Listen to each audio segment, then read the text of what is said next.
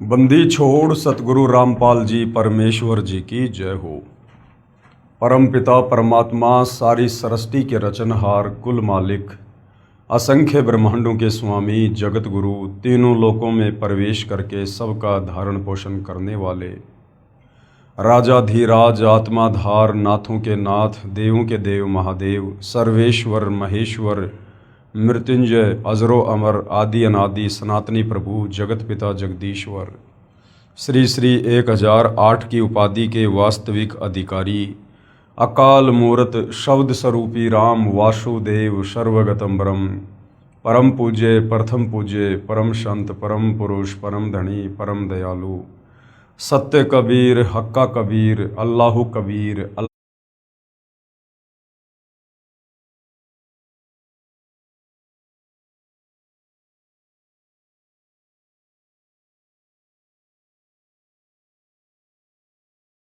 जगत के मुक्तिदाता जगत के जगन्नाथ हारे के सहारे हिंदुओं के राम मुसलमानों के अल्लाह सिखों के वाहिगुरु ईसाइयों के मसीह दया के सागर दयानिधि करुणा के सागर करुणानिधि स्वयंभू परिभू संकट मोचन कष्ट हरण मंगल करण दुख भंजन अविगत कबीर निर्विकार निर्विषम परमात्मा अलय अलेख सतगुरु आदि अनादि सतगुरु असली मर्यादा पुरुषोत्तम असली राम असली कृष्ण असली घनश्याम असली मुरारी राजाओं के राजा महाराजाओं के महाराजा शहंशाहों के शहंशाह सम्राटों के सम्राट भगवानों के भगवान अल्लाहों के अल्लाह प्रभुओं के प्रभु मसीहाओं के मसीह सच्चे वाहिगुरु बाबाओं के बाबा पीरों के पीर सेठों के सेठ जगत सेठ सावड़सा सेठ सर्वगुण संपन्न अनंत कोटि कलाओं के स्वामी अनंत कोटि ब्रह्मांडों के नायक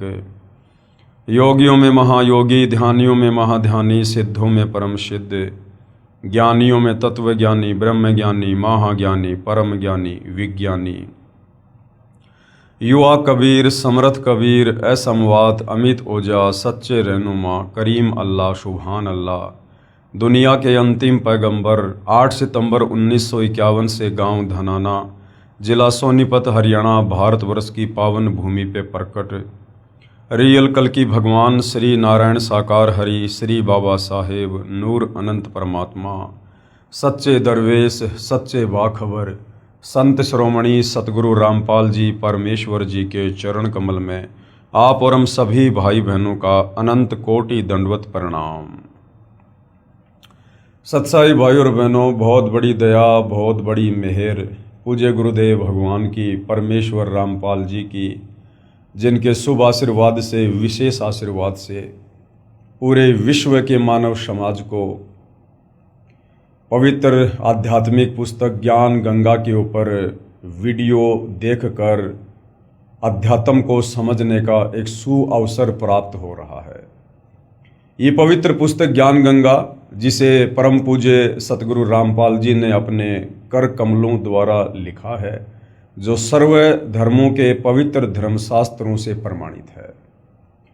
भाई और बहनों, इस पुस्तक को पढ़ने के बाद ही या फिर सतगुरु रामपाल जी के सत्संग सुनने के बाद ही असल में आपको इस बात का पता चल सकता है कि जिस परमपिता परमेश्वर की प्राप्ति के लिए ये आत्मा सदियों से युगों से भटक रही है, कभी मंदिरों में मस्जिदों में चर्चों में गुरुद्वारों में तीर्थों पर धामों पर जंगल में गुफाओं में, लेकिन आज तक हमें ये भी कोई नहीं बता पाया कि वो परमात्मा कौन है, उसका नाम क्या है, वो स्त्री रूप में है या पुरुष रूप में है, वो साकार है या निराकार है, वो मिले तो कैसे मिले, मिलता नहीं तो क्यों नहीं मिलता, उसकी जानकारी कहाँ है।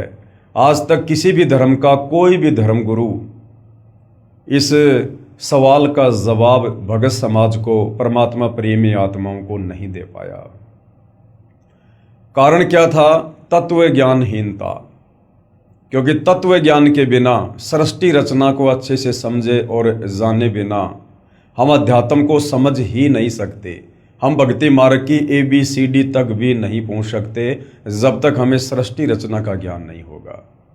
तो भाई और बहनों, सृष्टि रचना के ऊपर इस पवित्र पुस्तक ज्ञान गंगा पर जो वीडियो बन रहे हैं, उनमें काफ़ी वीडियो बन चुके हैं अब आप जी सृष्टि रचना पर बन चुके वीडियो देखकर भली भांति समझ सकते हैं कि सृष्टि का विस्तार कैसे हुआ।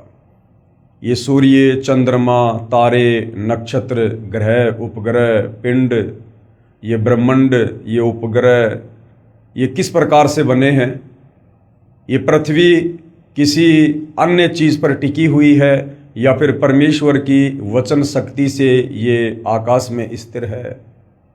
आप हर प्रकार से अध्यात्म को जान सकते हैं, समझ सकते हैं, लेकिन उसके लिए आपको सृष्टि रचना को सुनना पड़ेगा। और सृष्टि रचना आपको मिलेगी या तो सतगुरु रामपाल जी के द्वारा लिखित पवित्र पुस्तकों में या फिर सतगुरु रामपाल जी के द्वारा किए गए प्रवचनों में। इसके अलावा धरती पर दूसरा कोई विकल्प सृष्टि रचना को जानने का या आध्यात्मिक ज्ञान को जानने का नहीं है।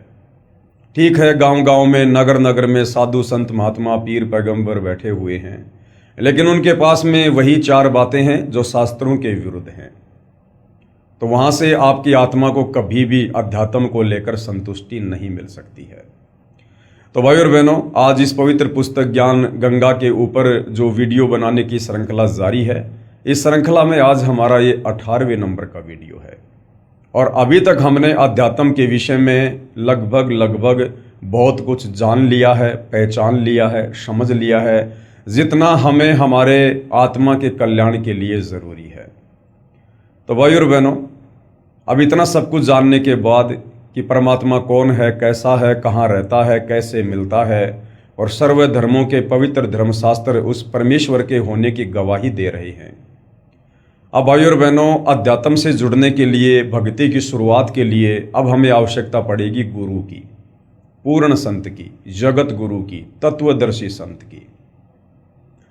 क्योंकि गीता अध्याय 4 श्लोक नंबर 34 में गीता का ज्ञान देने वाला प्रभु, ब्रह्मा विष्णु महेश का पिता, दुर्गा का पति, जिसे ब्रह्म कहते हैं, काल भी कहते हैं, ये स्वयं कह रहा है कि अर्जुन, तू किसी तत्वदर्शी महात्मा की शरण में जा, उनकी खोज कर, उनको सर्वप्रथम दंडवत प्रणाम कर, उसके बाद आधीनी से उनके साथ पेश आ और सरलता पूर्वक कपट छोड़कर सवाल करने से वो तत्वज्ञानी महात्मा तुझे तत्व ज्ञान का उपदेश करेंगे, अर्थात तुझे भक्ति मार्ग पर लगाएंगे, तेरे से भक्ति की शुरुआत करवाएंगे। तत्वदर्शी संत के अलावा यथार्थ शास्त्र अनुकूल भक्ति की शुरुआत नहीं होती है। तो भाई और बहनों, सबसे बड़ी समस्या आप और हमारे सामने यानी भगत समाज के सामने ये ज्ञान सुनने के बाद, सृष्टि रचना को सुनने के बाद यही आएगी कि भाई पूर्ण संत कौन होता है, पूर्ण संत की क्या पहचान होती है, हम कैसे पहचान करें कि कौन संत सच्चा है। क्योंकि नगर नगर में, गांव गांव में आपको लाखों हजारों की संख्या में वर्तमान में साधु संत महात्मा बैठकर उपदेश करते हुए मिल जाएंगे। और उन साधु संत महात्माओं की वेशभूषा को देखकर और उनके भक्तों की भीड़ को देखकर आप यही सोचोगे कि बस दुनिया में इनके अलावा और कहीं कोई साधु संत महात्मा नहीं है। लेकिन भाई और बहनों, कबीर परमेश्वर जी की वाणी है कि दिखावे से कोई साधु संत महात्मा नहीं होता है। परमेश्वर कहते हैं कि कंठी माला सुमरणी पहने से क्या हो, ऊपर ढूंढा साधु का अंतर राख्या कोई। भारी दिखावा चाहे किसी ने कैसा भी कर रखा है, लेकिन यदि उसके पास शास्त्र अनुकूल सत भक्ति नहीं है, यदि उसे वास्तव में नाम दीक्षा देने का अधिकार नहीं है, गुरुपद रहकर प्रवचन करने का, कथा सुनाने का अधिकार नहीं है, तो वह पूर्ण संत नहीं है। यदि आप उसकी मीठी मीठी बातें सुनकर, चाहे वो कितनी बढ़िया संस्कृत बोले, कितनी ही धारा प्रवाह कथा कहे, यदि आप उसकी इस प्रकार की जो बाह्य आडंबर हैं, यदि आप उनको देखकर उन्हें पूर्ण संत मानकर उपदेश ले लेते हो और उनके द्वारा दिए गए शास्त्र विरुद्ध मनमुखी नामों का जाप करते हो, तो आप लक 84 योनि में जाकर गधे कुत्ते सुअर बनने से, नरक में जाकर असहनीय पीड़ा भोगने से और जन्म और मरण के चक्कर से बाहर नहीं निकल सकते हो। तो भाई और बहनों, वास्तव में पूर्ण संत कौन होता है, पूर्ण संत की क्या पहचान है और पूर्ण संत के क्या लक्षण हैं, ये हमें हमारे आध्यात्मिक सदग्रंथों से ही पता चलेगा। क्योंकि हमारे धर्म ग्रंथ भक्ति मार्ग का मूल हैं। ये भक्ति का संविधान है। जिस प्रकार कानून में, कानून की किताब जो होती है, भारत का जो संविधान है, वो विधान है, किस पर क्या धारा लगेगी, किस धारा में क्या सज़ा का प्रावधान है, ये कानून की किताब से ही पता चलेगा, संविधान से ही पता चलेगा। इसी प्रकार भक्ति मार्ग में पूर्ण संत कौन है, क्या उनके लक्षण है, कहाँ उनकी पहचान है, ये हमें भक्ति मार्ग के संविधान हमारे पवित्र सदग्रंथों से ही पता चलेगा। तो भाइयों और बहनों, आज हम सर्व धर्मों के पवित्र सदग्रंथों से ये निष्कर्ष निकालेंगे कि वास्तव में पूर्ण संत की क्या पहचान है और वर्तमान में धरती पर पूर्ण संत कौन है, कहाँ है और कैसे हमें उनकी शरण प्राप्त हो सकती है। ये पवित्र पुस्तक ज्ञान गंगा है, पेज नंबर 122 है। पूर्ण संत की पहचान, पवित्र सदग्रंथों से पूर्ण संत की पहचान। वेदों, गीता जी आदि पवित्र सदग्रंथों में प्रमाण मिलता है कि जब जब धर्म की हानि होती है, अब धर्म की हानि क्यों होती है? शास्त्र विरुद्ध साधना जब हद से ज़्यादा बढ़ जाती है, जैसे वर्तमान में बढ़ी हुई है, तो उससे साधक को भक्ति करते करते भी किसी प्रकार का कोई लाभ नहीं मिलता है और अंत में वो साधक नास्तिकता की ओर चल पड़ता है कि भाई धरती पर भगवान नहीं है, जिस कारण से धरती पर अधर्म बढ़ने लगता है और धर्म की हानि होती है। जब जब धर्म की हानि होती है वह अधर्म की वृद्धि होती है।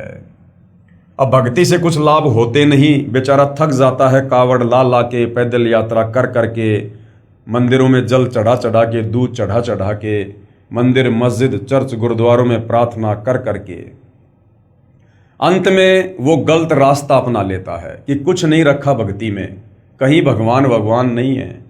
फिर वो घटिया कर्म करना शुरू कर देता है 2 पैसे कमाने के लिए। फिर चोरी, जारी, काला बाजारी, मिलावट, रिश्वत लेना, भ्रष्टाचार, इस प्रकार के घटिया कर्म करना शुरू कर देता है, क्योंकि शास्त्र विरुद्ध साधना करने के चलते उसे भगवान की भक्ति से कोई लाभ होता नहीं है और वो व्यक्ति फिर अंत में कुमार्ग पर निकल पड़ता है। तथा वर्तमान के नकली संत, महंत व गुरुओं द्वारा भक्ति मार्ग के स्वरूप को बिगाड़ दिया गया होता है।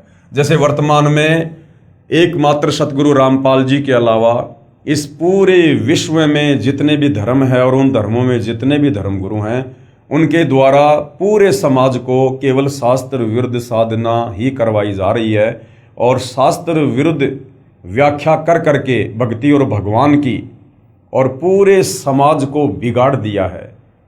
लोग भगवान से कोसों दूर हो चुके हैं और लोगों ने भक्ति से लाभ न होने के चलते गलत रास्ते अपनाने शुरू कर दिए हैं। फिर परमेश्वर स्वयं आकर या अपने परम ज्ञानी संत को भेजकर सच्चे ज्ञान के द्वारा धर्म की पुनः स्थापना करता है। क्या होता है फिर? यदा यदा ही धर्मस्य ग्लानि भवते भारते। फिर वो परमेश्वर स्वयं ही इस पृथ्वी पर अपने शतलोक से चलकर और प्रकट होता है और परमेश्वर यहाँ हमें तत्व ज्ञान से परिचित करवाता है। भाइयों और बहनों, इस कबीर परमेश्वर जी के अलावा इस धरती पर कोई भी हमें शास्त्र अनुकूल साधना देने में सक्षम नहीं है, क्योंकि चाहे कितना ही बड़ा कोई मंडलेश्वर हो, आचार्य हो, शंकराचार्य हो, पोप या पादरी हो, चाहे ब्रह्मा विष्णु महेश ही क्यों ना है, उस कबीर परमेश्वर की तुलना में हम सब ऊंट के मुंह में जीरे के बराबर भी नहीं हैं, क्योंकि हम सब उस कबीर परमेश्वर के वचन से उत्पन्न हैं, हम उनके बच्चे हैं और इस काल के साथ 21 ब्रह्मांड में आकर हम यहाँ अपना कर्म भोग रहे हैं और जैसे हमारे कर्म होते हैं, जैसी हमारी भक्ति होती है, उस आधार से ये काल, ये ब्रह्म हमें यहाँ पर पोस्ट प्रदान कर देता है। एक जीव को ये गधा बना के छोड़ देता है, एक जीव को मच्छर बना देता है, तो किसी को ब्रह्मा विष्णु महेश और देवों की पदवी प्रदान कर देता है। और कर्म आधार से फिर वो चींटी भी कभी ब्रह्मा विष्णु महेश की पोस्ट पर बैठती है और कर्म आधार से कभी वो ब्रह्मा विष्णु महेश भी उस पोस्ट को छोड़कर फिर चींटी की योनि में जाते हैं। तो भाइयों और बहनों, कबीर परमेश्वर के अलावा हमें सृष्टि रचना के विषय में और शत आध्यात्मिक ज्ञान के विषय में यहाँ कोई भी बताने में सक्षम नहीं है, समर्थ नहीं है। तो क्या होता है, फिर परमेश्वर स्वयं आकर, वो स्वयं ही आते हैं। यहाँ पर आगे लेखक के द्वारा लिखा है कि अपने परम ज्ञानी संत को भेजकर सच्चे ज्ञान के द्वारा धर्म की पुनः स्थापना करता है। भाइयों और बहनों, जब आप इस ज्ञान में आगे बढ़ोगे सतगुरु रामपाल जी से उपदेश प्राप्त करके, तो आपको भक्ति मार्ग के विषय में बहुत कुछ जानने और समझने को मिलेगा। कबीर परमात्मा सतलोक से चलकर इस बिगड़े हुए इस भक्ति के स्वरूप को पुनः स्थापित करने के लिए, सुधारने के लिए, हमें शास्त्र अनुकूल साधना देने के लिए स्वयं ही धरती पर प्रकट होते हैं, अपने तेज पुंज वाले शरीर को हल्का करके, और एक मनुष्य की भांति, एक मनुष्य के बच्चे के रूप में यहाँ पर परमेश्वर प्रकट होकर लीला करते हैं। या जब चाहे किसी साधु संत महात्मा या जिंदा बाबा के रूप में प्रकट होकर भी परमेश्वर कुछ समय के लिए यहाँ पर अपना ज्ञान प्रचार करते हैं। सतलोक से परमात्मा किसी परम ज्ञानी संत को या किसी आत्मा को इस काल के 21 ब्रह्मांड में तत्व ज्ञान प्रचार के लिए नहीं भेजते हैं। यहाँ पर पुस्तक के लेखक के द्वारा ये कहना कि परमात्मा अपने किसी परम ज्ञानी संत को सतलोक से भेजकर पुनः भक्ति के बिगड़े हुए स्वरूप को स्थापित करवाता है। तो भाई और बहनों, आपको बता दें कि सतलोक से परमात्मा कभी भी अपने किसी भी भगत को, किसी भी आत्मा को या किसी भी को संत या परम संत बनाकर इस काल के 21 ब्रह्मांड में तत्व ज्ञान प्रचार के लिए या आत्माओं के आत्म कल्याण के लिए नहीं भेजते हैं, क्योंकि ये परमात्मा स्वयं समर्थ है। ये अनंत कोटि कलाओं का स्वामी है और समर्थ का काम उसी को साजे और करे तो मूर्ख बाजे। यदि आपने सृष्टि रचना को अच्छे से पढ़ा है तो आपको पता होगा कि कबीर परमात्मा ने जब सतलोक में सृष्टि की रचना करनी चाहिए, उससे पहले अपने 12वें नंबर के पुत्र अचिंत से कहा कि बेटा, मैं तुझे शब्द शक्ति प्रदान करता हूं, आप सतलोक में रचना करो। लेकिन अचिंत सतलोक में रचना करने में सक्षम नहीं हो पाया। उसने अक्षर पुरुष की उत्पत्ति की, अक्षर पुरुष मानसरोवर में जाकर सो गया। वो अचिंत उस अक्षर पुरुष को निंद्रा से भी नहीं जगा पाया। और उसके बाद कबीर परमेश्वर ने कहा कि भाई अचिंत, तुम्हें छोटा सा ट्रेलर दिखाया गया था कि आगे चलकर मेरी किसी भी प्रकार की रचना में, मेरी लीला में तुम बाधा उत्पन्न ना कर सको। तो भाई और बहनों, सोचिए, जब कबीर परमेश्वर ने सृष्टि की शुरुआत में ही अपने बच्चों को साइड में कर दिया, उनको बाउंड कर दिया कि समर्थ का काम समर्थ ही कर सकता है, आप नहीं कर सकते हो। और विचार करने की बात है, वो अचिंत जो परमेश्वर का पुत्र है, वो सतलोक में मानसरोवर में मात्र नींद में सोए हुए अक्षर पुरुष को नहीं जगा पाया।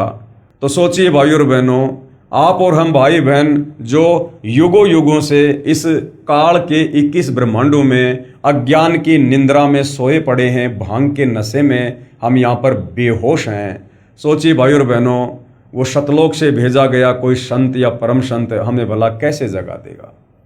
तो समर्थ का काम समर्थ ही कर सकता है और समर्थ ही करता है। इसलिए कबीर परमात्मा स्वयं ही सतलोक से चलकर इस पृथ्वी पर तत्वदर्शी संत के रूप में प्रकट होकर आगे फिर अपना ज्ञान प्रचार करते हैं। अब भाइयों और बहनों, अगर यहाँ पर यह बात लिखी गई है तो इसका दूसरा पहलू हमें समझने की आवश्यकता है। फिर परमेश्वर स्वयं आकर या अपने परम ज्ञानी संत को भेजकर सच्चे ज्ञान के द्वारा धर्म की पुनः स्थापना करता है। अब परमेश्वर किस प्रकार से अपने परम ज्ञानी संत को यहां पर भेजता है, ये तो क्लियर है कि सतलोक से परमात्मा किसी भी हंस आत्मा को यहां ज्ञान प्रचार के लिए नहीं भेजते हैं, स्वयं ही आते हैं। अब दूसरा तरीका परमेश्वर ये अपनाते हैं कि जब जब परमेश्वर यहां पर प्रकट होते हैं जिंदा बाबा के रूप में, तत्वदर्शी संत के रूप में, उस समय परमेश्वर अपनी विशेष आत्मा को ये ज्ञान समझाते हैं। उस आत्मा को परमेश्वर नाम दीक्षा देते हैं और उसे अपना गवाह बनाने के लिए परमेश्वर उस आत्मा को सतलोक ले जाते हैं, उसे सारी सृष्टि रचना से परिचित करवाते हैं, इस काल के 21 ब्रह्मांडों की सृष्टि रचना से परिचित करवाते हैं और परमेश्वर उस आत्मा का ज्ञान योग खोल देते हैं और फिर उस आत्मा को पुनः शरीर में वापस भेज देते हैं। फिर वो आत्मा आगे परमेश्वर की महिमा को आंखों देखकर आगे बयान करती है, उस तत्व ज्ञान का प्रचार करती है। तो इस प्रकार से भी परमेश्वर यहाँ पर अपना ज्ञान प्रचार करवाते हैं। उदाहरण के लिए जैसे आदरणीय धर्मदास जी, आदरणीय गरीबदास जी, आदरणीय नानक जी, आदरणीय मलुकदास जी आदि आदि, जिन्होंने परमेश्वर के ज्ञान से परिचित होकर आंखों सतलोक देखकर उन्होंने यहाँ पर परमेश्वर के ज्ञान का प्रचार प्रसार किया। बाकी सतलोक से परमात्मा स्वयं ही आते हैं, अन्य किसी हंस आत्मा को नहीं भेजते हैं। तो आज इस पृथ्वी पर सतगुरु रामपाल जी जो सन 1994 से अपने यथार्थ 13वें कबीर पंथ का जो है प्रचार प्रसार कर रहे हैं, उस पंथ के माध्यम से परमेश्वर अपने तत्व ज्ञान का प्रचार कर रहे हैं। तो इस समय भाई और बहनों, ये जो कलयुग की बिचली पीढ़ी है, भक्ति का स्वर्णिम समय है, इस समय तो कबीर परमेश्वर जी ने स्वयं ही धरती पर आना था, प्रकट होना था। हम आगे इसी पवित्र पुस्तक में पढ़ेंगे कि 650 साल पहले कबीर परमेश्वर जी ने आदरणीय धर्मदास जी को कह दिया था, कबीर सागर में लिखवा दिया था कि धर्मदास 12वें पंथ में हम ही चल आवें, सब पंथों को मिटाकर एक पंथ चलावें। कि धर्मदास जब 12वां कबीर पंथ चलेगा और 12वें कबीर पंथ का जो प्रवर्तक होगा वो गरीबदास होगा, और उस पंथ में फिर आगे चलकर मैं स्वयं ही आऊँगा और एक नए पंथ की शुरुआत करके फिर सभी आत्माओं को तत्व ज्ञान देकर, सृष्टि रचना समझाकर, भक्ति मार्ग बताकर और उन्हें सतलोक लेकर जाऊंगा। तो आज धरती पर स्वयं कबीर परमात्मा सतगुरु रामपाल जी के नाम से प्रकट हैं। फिर परमेश्वर स्वयं आकर या अपने परम ज्ञानी संत को भेजकर सच्चे ज्ञान के द्वारा धर्म की पुनः स्थापना करता है। वह भक्ति मार्ग को शास्त्रों के अनुसार समझाता है। जो परम संत होता है, पूर्ण संत होता है, उसकी क्या पहचान है कि वो भक्ति मार्ग को शास्त्रों को आधार बनाकर समझाता है। अन्य धर्म गुरुओं की तरह मनमुखी रूप से प्रवचन नहीं करता है। परम संत का जो भी सत्संग होगा, जो भी उपदेश होगा, जो भी नियम और मर्यादा होगी, जो भी उनके मंत्र होंगे, जो भी धर्म कर्म होंगे, वो शास्त्रों के अनुसार होंगे, वो शास्त्रों से प्रमाणित होंगे। वह भक्ति मार्ग को शास्त्रों के अनुसार समझाता है। उसकी पहचान होती है कि वर्तमान के धर्म गुरु उसके विरोध में खड़े होकर राजा व प्रजा को गुमराह करके उसके ऊपर अत्याचार करवाते हैं। कबीर साहिब जी अपनी वाणी में कहते हैं कि जो मम संत सत शब्द दृढ़ावे, वाके संग सब राड बढ़ावे, या सब संत महंतन की करनी, धर्मदास में तो से वर्णी। कबीर परमात्मा जी ने 650 साल पहले कह दिया था, कबीर सागर में लिखवा दिया था कि धर्मदास जो सच्चा संत होगा, जो पूर्ण संत होगा, उसकी एक पहचान ये है कि जब वो इस काल के लोक में आकर सृष्टि रचना बताएगा। अब सृष्टि रचना में इस काल का, दुर्गा का सारा पाखंड उजागर करना होता है, और ये बात इस काल को रास नहीं आती है, जिस कारण से सृष्टि रचना बताने वाले उस परम संत के विरुद्ध वो अपने नकली साधु संतों को प्रेरित करके उसके विरुद्ध खड़ा कर देता है, उसके खिलाफ खड़ा कर देता है। जिस प्रकार वर्तमान में सतगुरु रामपाल जी सृष्टि रचना बता रहे हैं, सत्य आध्यात्मिक ज्ञान का प्रचार कर रहे हैं, आत्माओं को काल के बंधन से छुड़वाने वाली भक्ति दे रहे हैं, जो काल को रास नहीं आ रहा है। और किस प्रकार से सन 1994 से इस भक्ति मार्ग की प्रचार प्रसार में सतगुरु रामपाल जी को अकल्पनीय संघर्षों का सामना करना पड़ रहा है। सन 2006 में क्रोथा कांड हुआ, 21 महीने निर्दोष होते हुए जेल में रहे।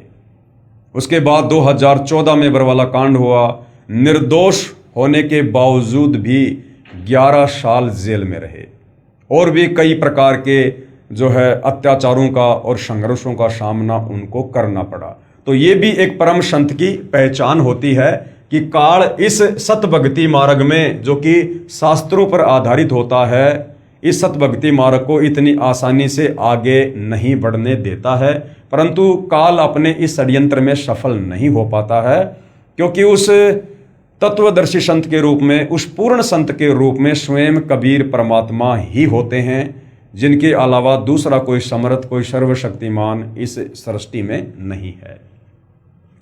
जो मम संत सत शब्द दृढ़ावे, वाके संग सब राड बढ़ावे, या सब संत महंतन की करनी, धर्मदास में तो से वर्णी। कबीर साहिब अपने प्रिय शिष्य धर्मदास को इस वाणी में यह समझा रहे हैं कि जो मेरा संत सत भक्ति मार्ग को बताएगा, यानी शास्त्र अनुकूल साधना समाज से करवाएगा, उसके साथ सभी संत व महंत झगड़ा करेंगे, ये उसकी पहचान होगी। तो वर्तमान में भाइयों और बहनों, आप जी भली भांति पूर्ण संत की पहचान करते हुए सतगुरु रामपाल जी के इस लीला में जीवन को देख सकते हैं, समझ सकते हैं। दूसरी क्या पहचान होगी? दूसरी पहचान, वह संत सभी धर्म ग्रंथों का पूर्ण जानकार होता है। जो तत्वदर्शी संत होगा, जो पूर्ण संत होगा, वो केवल जिस धर्म में प्रकट होता है और सांसारिक दृष्टि में लोगों की नजरों में जन्म लेकर आया हुआ होता है, वो जो भी ज्ञान बताएगा वो ना केवल उस धर्म में प्रकट होने के कारण मात्र उस धर्म के शास्त्रों का ही नहीं, अपितु पूरे विश्व के धर्म शास्त्रों का वो ज्ञाता होगा। आज वर्तमान में सतगुरु रामपाल जी के अलावा ऐसा पूर्ण संत आपको कहीं भी देखने को नहीं मिलेगा। सतगुरु रामपाल जी ने हिंदुओं के चारों वेद, पवित्र गीता जी, 18 पुराण, साथ में हिंदू धर्म में पूर्व में हो चुके नामी गिरामी साधु संत महात्माओं के जो ग्रंथ है, उनसे भी भक्ति मार्ग को सिद्ध किया है। मुसलमान भाइयों की 4 कतेब, तौरात, जबूर, इंजिल, कुरान शरीफ, कुरान मस्जिद और अन्य महापुरुषों की जीवनी जो पैगंबर यानी अवतार के तौर पर आ चुके हैं, उससे सतगुरु रामपाल जी ने निष्कर्ष निकाल के समाज को शत भक्ति बताई है। सिख भाइयों का गुरु ग्रंथ साहिब, इससे भी सतगुरु रामपाल जी ने सृष्टि रचना को, पूर्ण संत की पहचान और भक्ति मार्ग को साबित करके बताया है। साथ ही ईसाइयों की बाइबल से भी परमपिता परमेश्वर ने सृष्टि रचना को और शास्त्र अनुकूल साधना को सिद्ध करके दिखाया है। तो सतगुरु रामपाल जी के अलावा आज इस धरती पर पूरे विश्व के समस्त धर्मों के धर्मशास्त्रों का ज्ञाता आपको कहीं भी नजर नहीं आएगा, क्योंकि पूर्ण संत के अलावा कोई भी साधु संत महात्मा पूरे विश्व की समस्त भाषाओं का ज्ञाता नहीं हो सकता। कोई भी साधु संत महात्मा कबीर परमेश्वर के अलावा सर्वज्ञ नहीं हो सकता है। और आपको जानकर भाइयों और बहनों आश्चर्य होगा, आदरणीय गरीबदास जी जो गांव छुड़ानी, जिला जज्जर, हरियाणा में लगभग 300 वर्ष पहले हुए थे, जिनको सतलोक से चलकर जिंदा बाबा के रूप में कबीर परमेश्वर मिले थे, उनके शरीर से आत्मा को निकालकर सतलोक लेकर गए थे। उन्हें सर्व सृष्टि से परिचित करवाया, सतलोक से परिचित करवाया, काल के 21 ब्रह्मांड से उनको परिचित करवाया, उनका ज्ञान योग खोला और वापस उनकी आत्मा को शरीर में जो है वो प्रवेश किया। उसके बाद आदरणीय गरीबदास जी ने 24,000 वाणियों युक्त सदग्रंथ साहिब की रचना की, जिसको 5वां वेद सूक्ष्म वेद भी कहा जाता है। और इस 5वें वेद सूक्ष्म वेद की सबसे बड़ी खासियत यह है कि इसमें विश्व के सभी देशों की भाषाओं के शब्दों का समावेश है। और 300 साल से आदरणीय गरीबदास जी के सदग्रंथ साहिब के ऊपर किसी भी साधु संत महात्मा ने, यहाँ तक कि गरीबदास पंथ के संतों ने भी खुलासा नहीं किया, जो है उसका खोलकर जनता के सामने विश्लेषण नहीं किया। केवल सतगुरु रामपाल जी जो सन 1993 से आदरणीय गरीबदास जी के सदग्रंथ साहिब को खोल कर बता रहे हैं, जिस सदग्रंथ साहिब में लगभग 300 से ज़्यादा देशों की भाषाओं के शब्दों का समावेश है। तो भाइयों और बहनों, ऐसा अद्भुत कारनामा, ऐसा अद्भुत करिश्मा पूर्ण परमेश्वर के अलावा तत्वदर्शी संत के रूप में और कोई भी नहीं कर सकता है। तो दूसरी पहचान है, वह संत सभी धर्म ग्रंथों का पूर्ण जानकार होता है। प्रमाण सतगुरु गरीबदास जी की वाणी में, सतगुरु के लक्षण कहूँ मधुरे बैन विनोद, 4 वेद 6 शास्त्र कहे 18 बोध। आदरणीय गरीबदास जी क्या कहते हैं कि मैं आपको पूर्ण सतगुरु के, पूर्ण संत के लक्षण बताता हूँ। मधुरे बैन विनोद, उसकी भाषा बड़ी प्यार और प्रेम वाली होगी। 4 वेद 6 शास्त्र, वो चारों वेदों का पूर्ण ज्ञाता होगा। 6 शास्त्रों का पूर्ण ज्ञाता होगा और कई 18 बोध और 18 प्रकार का ज्ञान। जैसे चारों वेद ये एक ज्ञान है, 18 पुराण ये एक ज्ञान है, 6 शास्त्र ये एक ज्ञान है। इस प्रकार वह 18 ज्ञान का कंप्लीट जानकार होगा। तो भाई और बहनों, ये लक्षण आपको वर्तमान में परम पूज्य सतगुरु रामपाल जी के अलावा इस विश्व में 21 ब्रह्मांड में कहीं भी देखने और सुनने को नहीं मिलेगा। तो ये भी एक पहचान है कि सतगुरु रामपाल जी वर्तमान में धरती पर पूर्ण संत है, जिनसे उपदेश लेकर हम अपनी आत्मा का कल्याण करवा सकते हैं। सतगुरु गरीबदास जी महाराज अपनी वाणी में पूर्ण संत की पहचान बता रहे हैं कि वह चारों वेदों, 6 शास्त्रों, 18 पुराणों आदि सभी ग्रंथों का पूर्ण जानकार होगा, अर्थात उनका सार निकाल कर बताएगा, निष्कर्ष निकाल कर बताएगा। यजुर्वेद अध्याय 19 मंत्र 25 और 26 में लिखा है कि वेदों के अधूरे वाक्यों अर्थात सांकेतिक शब्दों व 1/4 श्लोकों को पूरा करके विस्तार से बताएगा। वह 3 समय की पूजा बताएगा। आज आप सोशल मीडिया पर देख रहे होंगे कि भाई आने वाला समय विनाशकारी है, युग परिवर्तन का समय है, और लोग बार बार कह रहे हैं कि वही बचेगा जो त्रिकाल संध्या करेगा, जो त्रिकाल संध्या करेगा, जो माधव नाम का जाप करेगा। अब भाई और बहनों, वर्तमान में सतगुरु रामपाल जी के अलावा इस धरती पर किसी के पास त्रिकाल संध्या नहीं है। हाँ, मनमुखी रूप से जो मर्जी 300 में आरती करो, परंतु वास्तविक जो त्रिकाल संध्या है, जो वास्तव में आप और हमारा युग परिवर्तन के समय बचाव करेगी, जिस त्रिकाल संध्या को करने के चलते हमारी आत्मा का कल्याण होगा, वो त्रिकाल संध्या यानी 3 समय की आरती सिर्फ और सिर्फ सतगुरु रामपाल जी के पास है। और सतगुरु रामपाल जी से उपदेश प्राप्त करने के बाद ही आप उस त्रिकाल संध्या का पाठ करके लाभ उठा सकते हो। वह 3 समय की पूजा बताएगा।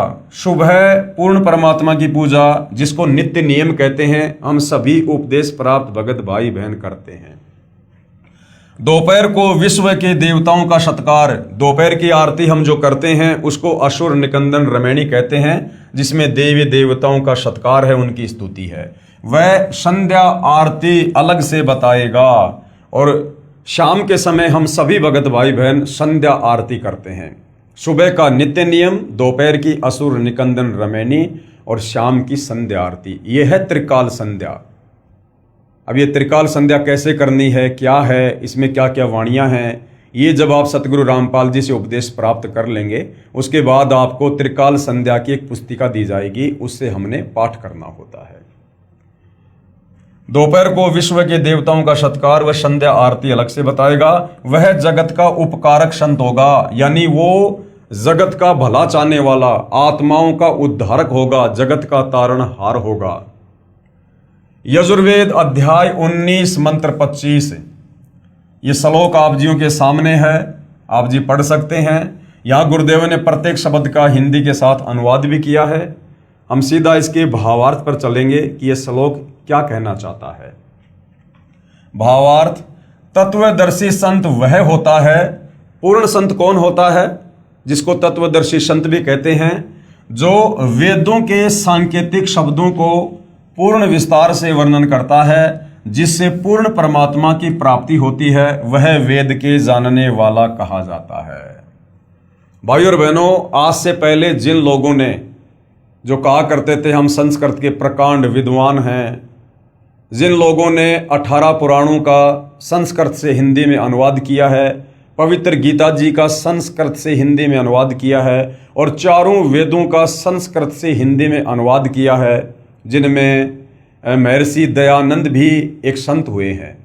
लेकिन भाई और बहनों, अब सतगुरु रामपाल जी ने जो इन समस्त धर्म ग्रंथों का, चारों वेदों का, गीता जी का, पुराणों का, बाइबल का, कुरान का, इनका जो यथार्थ अनुवाद करके भगत समाज को निष्कर्ष निकाल के दिया है, अब इससे साबित होता है कि चाहे महर्षि दयानंद जी हो या चाहे अन्य कोई अनुवादक हो, किसी ने भी इन धर्मशास्त्रों का यथार्थ अनुवाद नहीं किया है, क्योंकि उनको तत्व ज्ञान नहीं था। और तत्व ज्ञान के बिना आप किसी भी सदग्रंथ को समझ ही नहीं सकते, अनुवाद करना तो बहुत दूर की बात है। दूसरा भाइयों और बहनों, ये चारों वेद, ये पूर्ण ब्रह्म कबीर परमेश्वर ने इस ब्रह्म को, काल को दिए थे। तो भाइयों और बहनों, इस पूर्ण ब्रह्म की इस कृति को, लेख को, वो पूर्ण ब्रह्म स्वयं ही आकर यहाँ पर प्रकट होकर तत्वदर्शी संत के रूप में सही सही बताता है, व्याख्या करता है। दूसरा कोई भी इन धर्मशास्त्रों की यथार्थ व्याख्या करने में सक्षम नहीं है। उसके बाद यजुर्वेद अध्याय 19 मंत्र 26, ये श्लोक आप जियों के सामने है, पढ़ सकते हैं। यहाँ गुरुदेव ने अनुवाद में प्रत्येक शब्द का हिंदी में अनुवाद भी किया है। ये श्लोक हमें क्या समझाना चाहता है? भावार्थ, जिस पूर्ण संत के विषय में मंत्र 25 में कहा है, वह दिन में 3 बार, प्रातः यानी सुबह, दिन के मध्य यानी दोपहर को, और शाम को साधना करने को कहता है।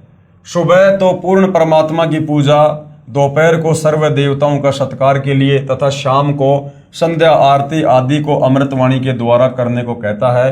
वह सर्व संसार का उपकार करने वाला होता है। और ये त्रिकाल संध्या वर्तमान में सतगुरु रामपाल जी के अलावा अपने भक्तों को कोई भी संत करने का आदेश नहीं देता है, क्योंकि उनके पास ये त्रिकाल संध्या है ही नहीं, वो केवल नाम जानते हैं। उसके बाद भाइयों और बहनों, यजुर्वेद अध्याय 19 मंत्र 30, ये संस्कृत में श्लोक आप जियों के सामने है, पढ़ सकते हैं। प्रत्येक शब्द का हिंदी में अनुवाद गुरुदेव ने किया है। हम सीधा इसके भावार्थ पर चलते हैं कि पूर्ण संत के विषय में ये श्लोक हमें क्या समझा रहा है। भावार्थ, पूर्ण संत उसी व्यक्ति को शिष्य बनाता है जो सदाचारी रहे, अभक्ष्य पदार्थों का सेवन व नशीली वस्तुओं का सेवन न करने का आश्वासन देता है। पूर्ण संत उसी से दान ग्रहण करता है जो उसका शिष्य बन जाता है, फिर गुरुदेव से दीक्षा प्राप्त करके फिर दान दक्षिणा करता है, उससे श्रद्धा बढ़ती है, श्रद्धा से सतभक्ति करने से अविनाशी परमात्मा की प्राप्ति होती है, अर्थात पूर्ण मोक्ष होता है। पूर्ण संत भिक्षा व चंदा मांगता नहीं फिरेगा। क्या कहा गया है कि जो पूर्ण संत होता है, तत्वदर्शी संत होता है, जिसका मकसद आत्माओं का कल्याण करना होता है, वो केवल उन्हीं लोगों को दीक्षा देता है, उन्हीं को अपना शिष्य बनाता है जो किसी भी प्रकार से मांस ना खाने की प्रतिज्ञा करता है, किसी भी प्रकार का नशा ना करने की प्रतिज्ञा करता है, नेक नीति और सदाचारी जीवन जीने की जो प्रतिज्ञा करता है, अर्थात जो भक्ति के नियम तत्वदर्शी संत बताता है। यदि कोई उन तमाम नियमों को फॉलो करने के लिए संकल्प करता है, यश करता है, तो ही तत्वदर्शी संत यानी पूर्ण संत उसे अपना शिष्य बनाएगा। वो किसी पैसे या धन के लालच में या अपने भक्तों की भीड़ दिखाने की होड़ में जो है किसी को उपदेश नहीं देता है। तो ये लक्षण भी भाइयों और बहनों वर्तमान में जगत गुरु तत्वदर्शी सतगुरु रामपाल जी में ही देखने को मिलेगा। बाकी तो केवल अपने शिष्यों की भीड़ इकट्ठा कर रहे हैं अपने धार्मिक धंधे के लिए, 4 पैसे कमाने के लिए। कबीर गुरु बिन माला फेरते और गुरु बिन देते दान, गुरु बिन दोनों निष्फल है, भाई पूछो वेद पुराण। तीसरी पहचान क्या बताई है पूर्ण संत की, तत्वदर्शी संत की? 3 प्रकार के मंत्रों यानी नाम को 3 बार में उपदेश करेगा। अब भाइयों और बहनों, इस पृथ्वी पर वर्तमान में सतगुरु रामपाल जी के अलावा 3 बार में नाम दीक्षा और तीनों बार अलग अलग मंत्र इस पृथ्वी पर सतगुरु रामपाल जी के अलावा अन्य कोई भी साधु संत महात्मा उपदेश रूप में नहीं देता है। और यदि देता है तो उसके वो नाम जाप मंत्र शास्त्रों से मेल नहीं खाते हैं, जिस कारण से उन्हें पूर्ण संत की संज्ञा में नहीं लिया जा सकता है। अब सतगुरु रामपाल जी जो 3 बार में दीक्षा दे रहे हैं और तीनों बार में जो अलग अलग नाम उपदेश कर रहे हैं, वो हमारी गीता जी भी प्रमाणित कर रही है और कबीर सागर भी प्रमाणित कर रहा है और आदरणीय गरीबदास जी का सूक्ष्म वेद भी प्रमाणित कर रहा है। क्योंकि पहले ही बता दिया जा चुका है पूर्ण संत की दूसरी पहचान में कि वो जो भी धर्म कर्म अपने शिष्यों से करवाएगा वो शास्त्रों से प्रमाणित होगा। तो सतगुरु रामपाल जी जो भी नाम उपदेश देते हैं सुमरण करने के लिए, वो शास्त्रों से प्रमाणित है, जिसका प्रमाण अभी आपको आगे दिखाएंगे। तो तीसरी पहचान क्या है पूर्ण संत की? 3 प्रकार के मंत्रों यानी नाम को 3 बार में उपदेश करेगा। जिसका वर्णन कबीर सागर ग्रंथ पेज नंबर 265 बोध सागर में मिलता है और गीता जी के अध्याय नंबर 17 श्लोक नंबर 23 में भी मिलता है। गीता अध्याय 17 श्लोक नंबर 23, ओम तत् सत इति निर्देशे ब्रह्मणे त्रिविध समर्थः। ओम तत् सत, परंतु ये कंप्लीट मंत्र नहीं है। ओम तो सीधा सीधा इस ब्रह्म का, इस काल का है, जो गीता जी अध्याय 8 श्लोक नंबर 13 में ये खुद कह रहा है गीता का ज्ञान देते समय अर्जुन को कि ओम इति एक अक्षर ब्रह्म व्यवहारण माम अनुस्मरण ये पर्याति तजन देहम सयाति परमाम गतम, कि अर्जुन मेरी साधना का, मेरी भक्ति का केवल एक ओम मंत्र है, नथिंग एल्स। और ये जय जय राम हरे राम राधे राधे श्याम मिला दे सीताराम सीताराम ओम नमो भागवते वासुदेवाय नमः, ये कोई नाम नहीं है, ये सब मनमुखी मंत्र हैं जिनके जाप करने से साधक का जन्म मरण का रोग, लक 84 योनियों का कष्ट कभी समाप्त नहीं हो सकता है, उसे नरक में जाना ही पड़ेगा। तो गीता जी में जिन 3 नामों का जो जिक्र है अध्याय 17 श्लोक 23 ओम तत् सत, तो ओम तो सीधा सीधा इस काल ब्रह्म का है। उसके बाद जो सत है वो सांकेतिक है भाइयों और बहनों, केवल सत सत जाप नहीं करना होता, वो सांकेतिक है। उसमें 2 मंत्र हैं जो सतगुरु रामपाल जी ही देने के अधिकारी हैं। और ये जो सत है ये उस पर ब्रह्म का अक्षर पुरुष का जाप है। सतलोक जाते समय हमने उसके 7 संग ब्रह्मांडों से गुजर कर जाना होता है, इसलिए हमने उसका टैक्स पे करना होता है जो हम सत जाप करते हैं। उसके बाद सत ओम तत् सत, तीसरा है वो पूर्ण ब्रह्म का मंत्र है, कबीर परमेश्वर जी की साधना का मंत्र है। उसमें कौन कौन से नाम हैं वो सतगुरु रामपाल जी ही देने के अधिकारी हैं, जिसका वर्णन कबीर सागर ग्रंथ पृष्ठ नंबर 265 बोध सागर में मिलता है और गीता जी के अध्याय नंबर 17 श्लोक नंबर 23 व शाम वेद संख्या नंबर 822 में भी मिलता है। कबीर सागर में अमर मूल बोध सागर पेज नंबर 265। देखिए भाई और बहनों, ये प्रमाण आप जियों के सामने है। क्या लिखा हुआ है? तब कबीर अस कव्वे लीना ज्ञान भेद सकल कह दीना, धर्मदास मैं कहूँ विचारी जेते निभै सब संसारी। प्रथम ही शिष्य होए जो आई, जो प्रथम बार शिष्य बनने के लिए आता है, उपदेश लेने के लिए आता है, ता कहे पान देऊं तुम भाई। ये धर्मदास जो पहली बार नाम उपदेश लेने के लिए आता है उसको पान परवाना यानी जो प्रथम मंत्र होता है, जिसमें 7 मंत्र हैं जो वर्तमान में केवल सतगुरु रामपाल जी ही देते हैं, अन्य संतों के पास नहीं है, ना वो अधिकारी हैं। तो जो प्रथम बार नाम उपदेश लेने के लिए आता है उसको पान परवाना दिया जाता है, उसको प्रथम मंत्र दिया जाता है। उसके बाद जब देखूं तुम दृढ़ता ज्ञाना, उसके बाद जब उस भगत में थोड़ी सी वो दृढ़ता देखते हैं कि ये भक्ति सही कर रहा है, इसकी रुचि है, उसके बाद ता कहे कहूं शब्द परवाना, उसके बाद उसको शब्द दिया जाता है, फिर उसको सतनाम दिया जाता है जो 2 मंत्र का है। गीता अध्याय 17 श्लोक नंबर 23 में ओम के बाद में जो सत है वो सतनाम है, उसमें 2 मंत्र हैं। उसके बाद सतगुरु रामपाल जी वो 2 मंत्र देते हैं। और तीसरी बार में शब्द माही जब निश्चय आवे, जब उसके सतनाम की भक्ति कमाई को पूर्ण संत देख लेगा कि ये सतनाम की कमाई मर्यादा में रह के कर रहा है और इसकी सतनाम की कमाई पूरी हो चुकी है, उसके बाद उसको तीसरा मंत्र दिया जाता है, ता कहें ज्ञान अगाध सुनावे। उसके बाद उसे वो पूर्ण ब्रह्म का मंत्र जाप दिया जाता है, सार नाम। उसके बाद दोबारा फिर समझाया है कि बालक सम है जाकर ज्ञाना, तासु कहूं वचन परवाना।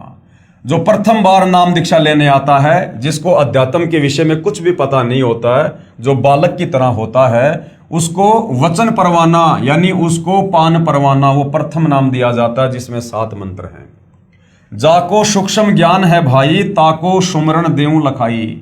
उसके बाद जब उसकी दृढ़ता को देखते हैं कि इसकी भक्ति में रुचि बढ़ रही है, फिर उसके बाद उसको सुमरण दिया जाता है, श्वास ऊं श्वास का सुमरण, वो 2 मंत्र का, जिसको सतनाम कहते हैं। तीसरी बार में ज्ञान गम में जाको पुनि होई, सार शब्द जाको कैसोई। उसके बाद में उसको 3 मंत्र का पूर्ण ब्रह्म परमेश्वर का सार नाम दिया जाता है। जाको होए दिव्य ज्ञान प्रवेशा, ताको कहे तत्व ज्ञान उपदेशा। उपरोक्त वाणी से स्पष्ट है कि कड़िहार गुरु यानी पूर्ण संत 3 स्थिति में सार नाम तक प्रदान करता है। वो 3 स्थिति में अपने भगत को उपदेश देता है। तो भाइयों और बहनों, ये लक्षण वर्तमान में सतगुरु रामपाल जी के अलावा आपको धरती पर 3 बार में अपने भक्तों को नाम उपदेश देने की जो प्रक्रिया है, ये आपको और किसी संत के मार्ग में नहीं मिलेगी। तथा चौथी स्थिति में सार शब्द प्रदान होता है। उसके बाद में जब उसके तीनों मंत्रों की कमाई पूरी हो जाती है, पूर्ण संत देख लेता है, फिर उसे सार शब्द उपलब्ध करवाता है, उसके अंतःकरण में सार शब्द को प्रकट करता है। ये चौथी स्थिति भाइयों और बहनों पूर्ण मोक्ष प्राप्ति की है। और ये सार शब्द ये सतगुरु रामपाल जी के अलावा भूल जाओ कि 21 ब्रह्मांड में किसी के भी पास होगा। और ये सार शब्द कोई 200, 400, 500, 1000 भक्तों को इकट्ठा करके नहीं दिया जाता है।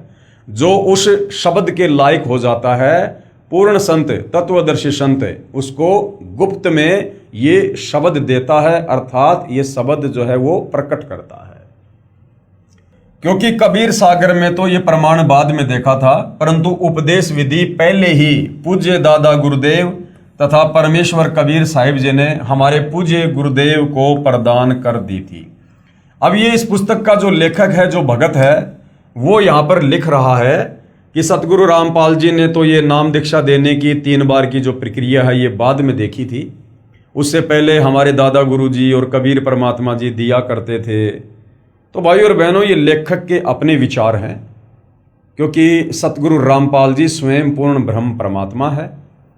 और ये इस प्रकार से शास्त्रों का सहारा सिर्फ और सिर्फ आप और हमें अध्यात्म को समझाने के लिए ले रहे हैं।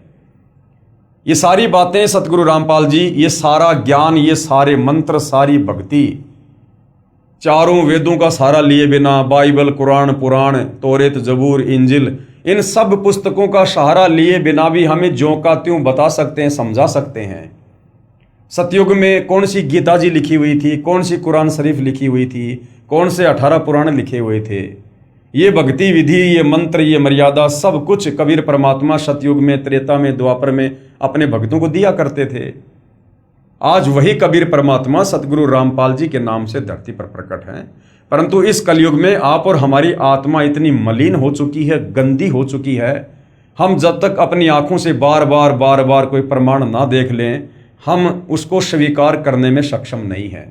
इसलिए आप और हमें विश्वास दिलाने के लिए सतगुरु रामपाल जी ने इन धर्मशास्त्रों का सहारा लेना पड़ रहा है। अन्यथा सतगुरु रामपाल जी तो स्वयं सर्व ज्ञान से, क्योंकि ये सर्वज्ञ है, परमात्मा है, ये परिपूर्ण है, इनको किन्हीं पुस्तकों का सहारा लेने की आवश्यकता नहीं है।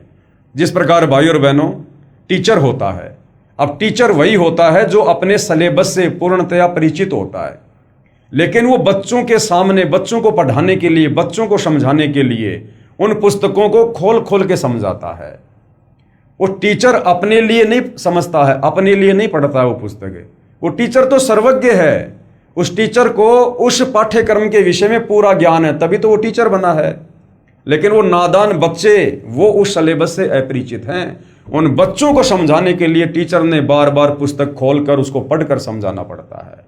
इसी प्रकार सतगुरु रामपाल जी तो इस कंप्लीट अध्यात्म से पूर्णतया परिचित हैं। इन्हें आवश्यकता नहीं किसी वेद, कुरान, पुराण की।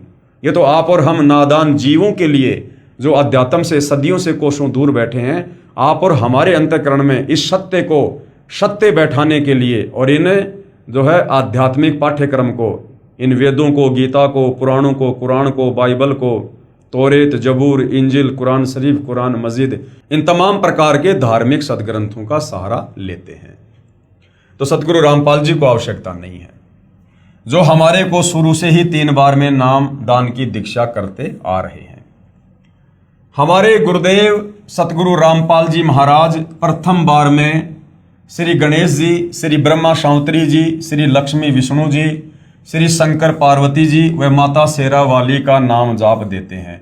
जो प्रथम बार में दीक्षा दी जाती है सतगुरु रामपाल जी के पंथ में, उसमें 7 मंत्र दिए जाते हैं, जिनमें सर्व प्रथम और अंत का जो मंत्र है वो कबीर परमेश्वर जी का है, पूर्ण ब्रह्म का है। और बीच में जो 5 मंत्र हैं वो विशेषकर हिंदू समाज जिसे अपने प्रधान देवी देवता मानते हैं, जो हमारे शरीर में बने उन कमल चक्रों में विद्यमान है, जैसे श्री ब्रह्मा और शांवत्री जी, श्री गणेश जी, श्री विष्णु लक्ष्मी जी, शेरावाली, शंकर और पार्वती। सतगुरु रामपाल जी इन पांचों देवताओं के यथार्थ मंत्र प्रथम नाम दीक्षा में साधक को जो है नाम दान के रूप में देते हैं, उपदेश के रूप में देते हैं।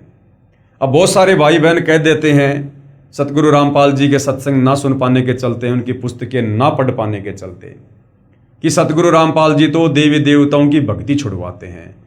भाई जब आप सतगुरु रामपाल जी के प्रवचन सुनोगे तब आपको समझ में आएगा कि सतगुरु रामपाल जी देवी देवताओं की भक्ति नहीं छुड़वाते, वरन सतगुरु रामपाल जी तो देवी देवताओं की यथार्थ भक्ति हिंदू समाज से करवा रहे हैं, पूरे विश्व के मानव से करवा रहे हैं।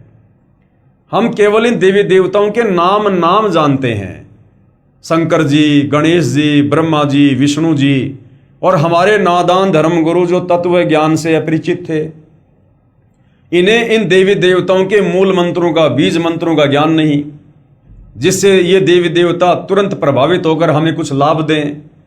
तो इन्होंने केवल देवी देवताओं के नाम ही रटवाने शुरू कर दिए।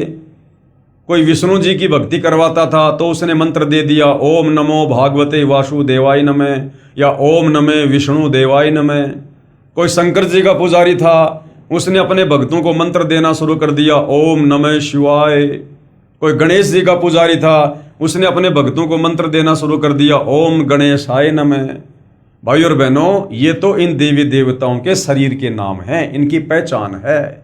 इन देवी देवताओं से लाभ लेने के मंत्र अलग हैं।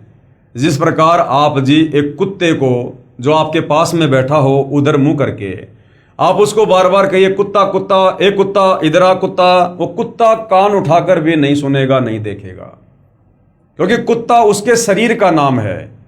लेकिन यदि आपने उस कुत्ते को अपने पास बुलाना है, उसका ध्यान आकर्षित करना है, तो उसका मूल मंत्र अलग है, उसका बीज मंत्र अलग है, जिससे वो प्रभावित होगा। आप धीरे से कह दीजिए त्योल त्योल, तुरंत कान खड़ा करके देखेगा कि मुझे कौन पुकार रहा है। आप भैंसे को भैंसा भैंसा कहिए, जोटा जोटा कहिए, वो नहीं देखेगा आपकी तरफ। उसका एक मूल मंत्र है जिससे वो आकर्षित होता है, प्रभावित होता है।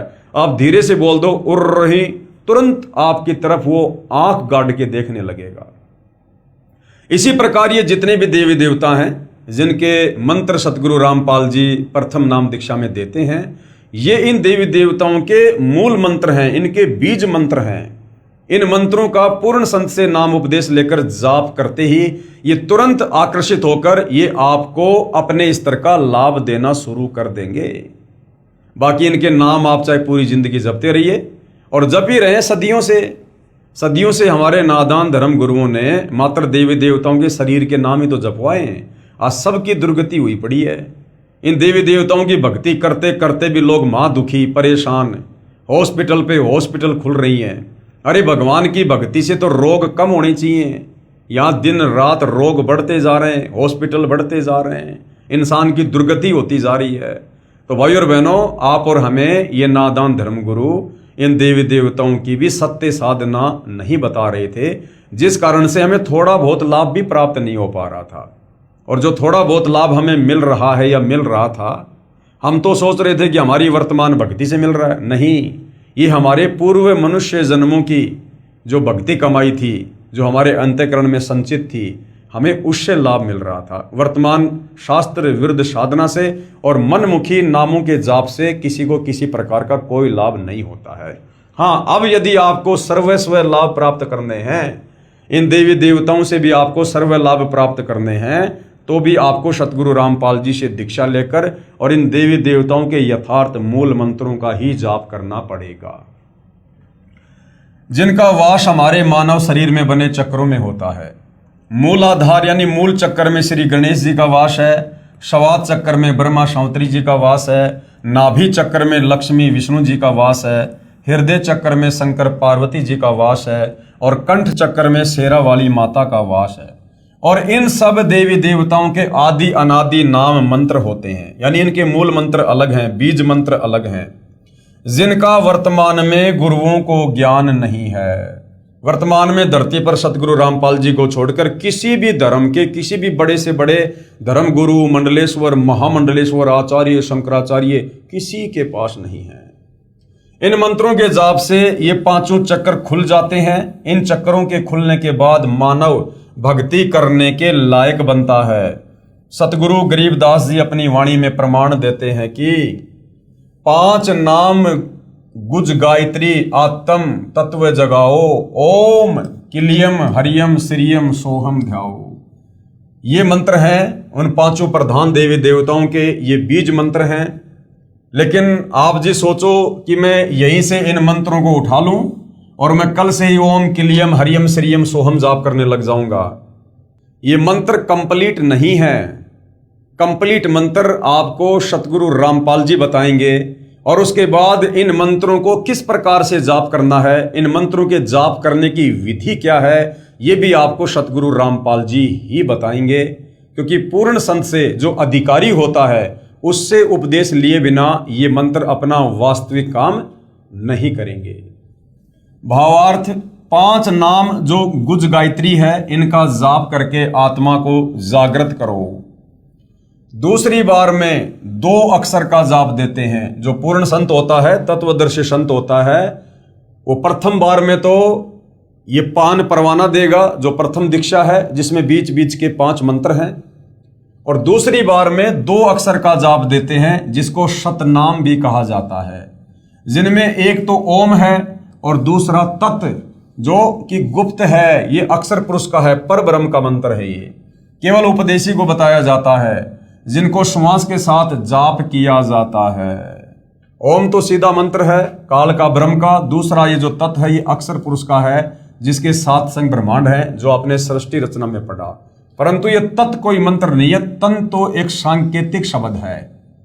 इस तत् के पीछे कौन सा मंत्र छुपा हुआ है जिसका जाप करने से ये कंप्लीट मंत्र बनेगा और हमें लाभ होगा, ये सतगुरु रामपाल जी ही अपने उपदेशी भगत को बताते हैं।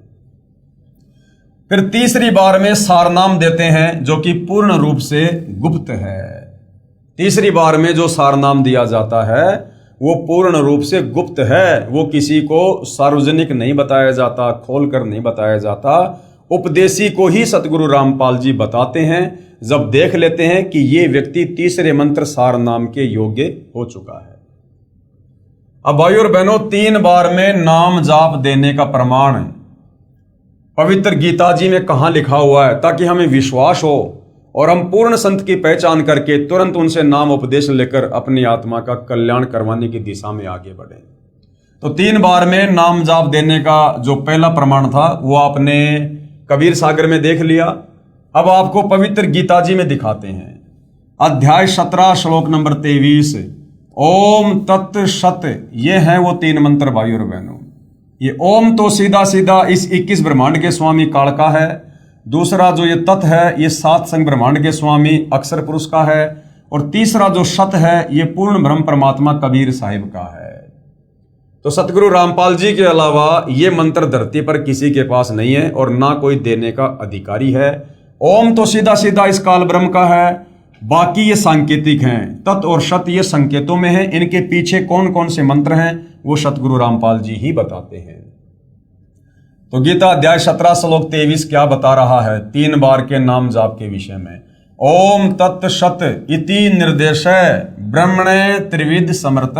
ब्रह्मण यानी सच्चिदानंद घन ब्रह्म की भक्ति का, पूर्ण परमात्मा कबीर साहिब की भक्ति का जाप करने का वो 3 मंत्र कौन सा है। ब्राह्मणा 3 वेदा च यज्ञा च विहिता पुरा। अब अनुवाद गुरुदेव भगवान ने किया है। ओम ब्रह्म का और तत् ये सांकेतिक मंत्र ये पर ब्रह्म का अक्षर पुरुष का है, और सत ये पूर्ण ब्रह्म का यानी कबीर परमेश्वर का है। इति मानी ऐसे ये है। त्रिविध यानी 3 प्रकार के, ब्रह्मण यानी पूर्ण परमात्मा के नाम सुमरण का, निर्देश यानी संकेत, स्मृत यानी कहा है। और सृष्टि के आदि काल में विद्वानों ने बताया कि उसी पूर्ण परमात्मा ने वेद तथा यज्ञ आदि रचे। तो भाई और बहनों, इस मंत्र को प्राप्त किए बिना ओम तत् सत को आप काल के 21 ब्रह्मांड से मुक्त नहीं हो सकते हैं। और ये कंप्लीट मंत्र यहाँ तो केवल संकेत में है, कोड वर्ड में है। एक कंप्लीट मंत्र आप जी को सतगुरु रामपाल जी के पास ही मिलेगा, केवल पूर्ण संत के पास ही मिलेगा। ये पूर्ण संत की पहचान है कि वो 3 बार में दीक्षा देगा, और 3 बार के नाम का ये संकेत, ये प्रमाण आपको पवित्र गीता जी दे रही है, जो गीता जी 4 वेदों का सारांश है। तो किसी प्रकार की कोई शंका नहीं होनी चाहिए कि वास्तव में धरती पर पूर्ण संत सतगुरु रामपाल जी ही हैं, जिनसे उपदेश लेकर ही भक्ति सफल हो सकती है।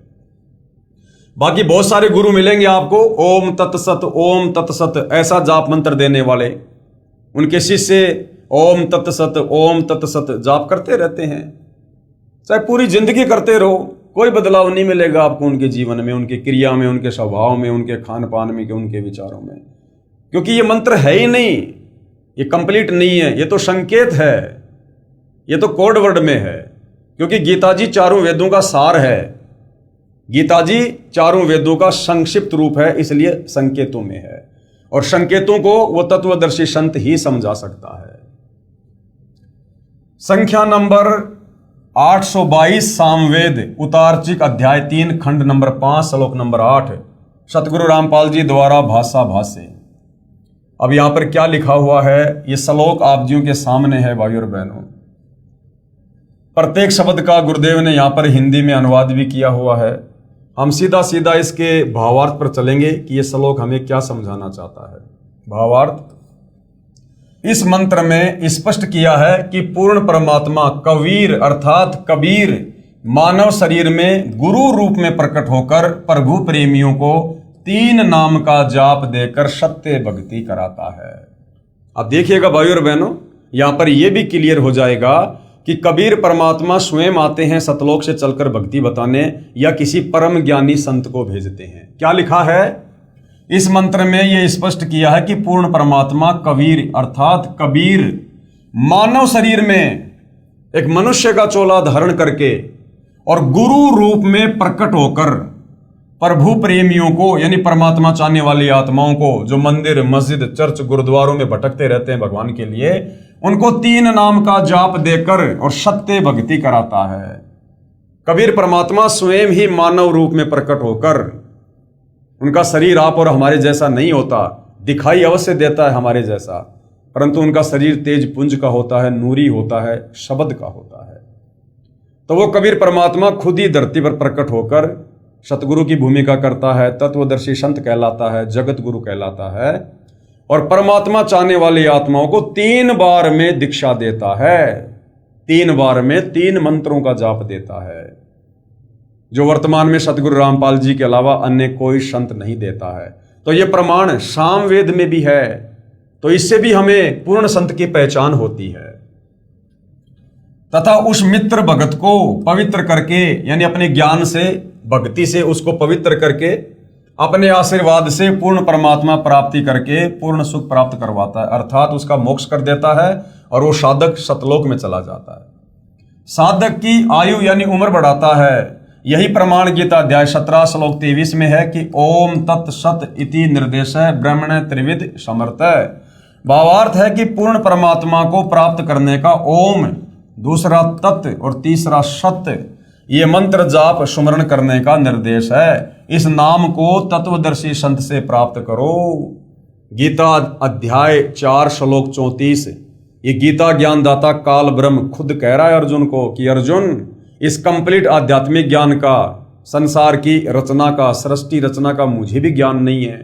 अगर तुझे ज्ञान प्राप्त करना है, मोक्ष प्राप्त करना है, तो किसी तत्वदर्शी संत की खोज कर।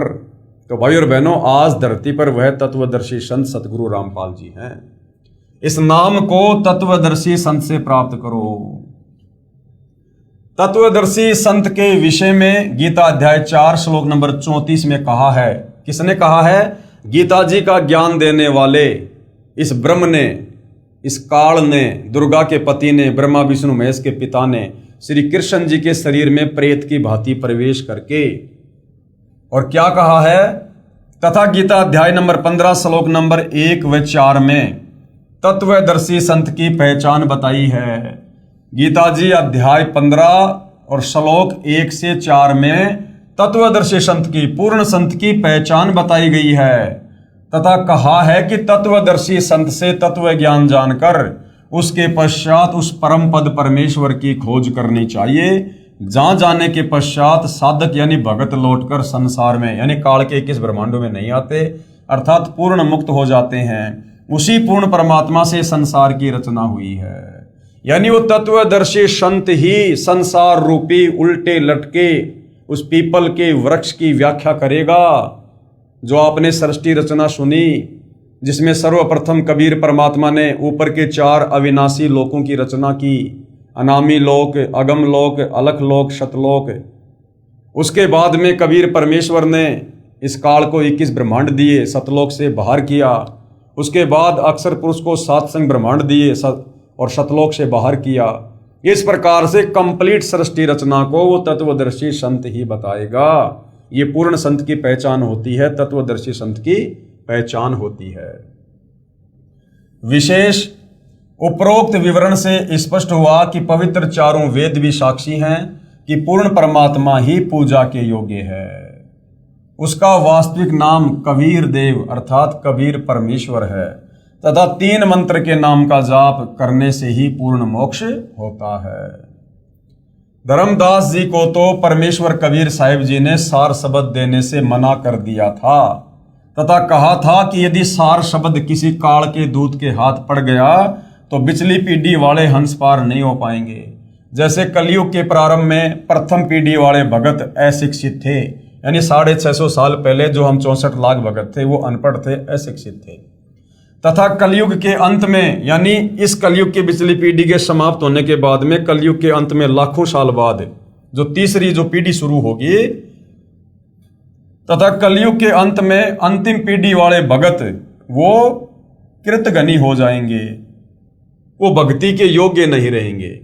तथा अब वर्तमान में सन 1947 से भारत स्वतंत्र होने के पश्चात बिचली पीढ़ी प्रारंभ हुई है।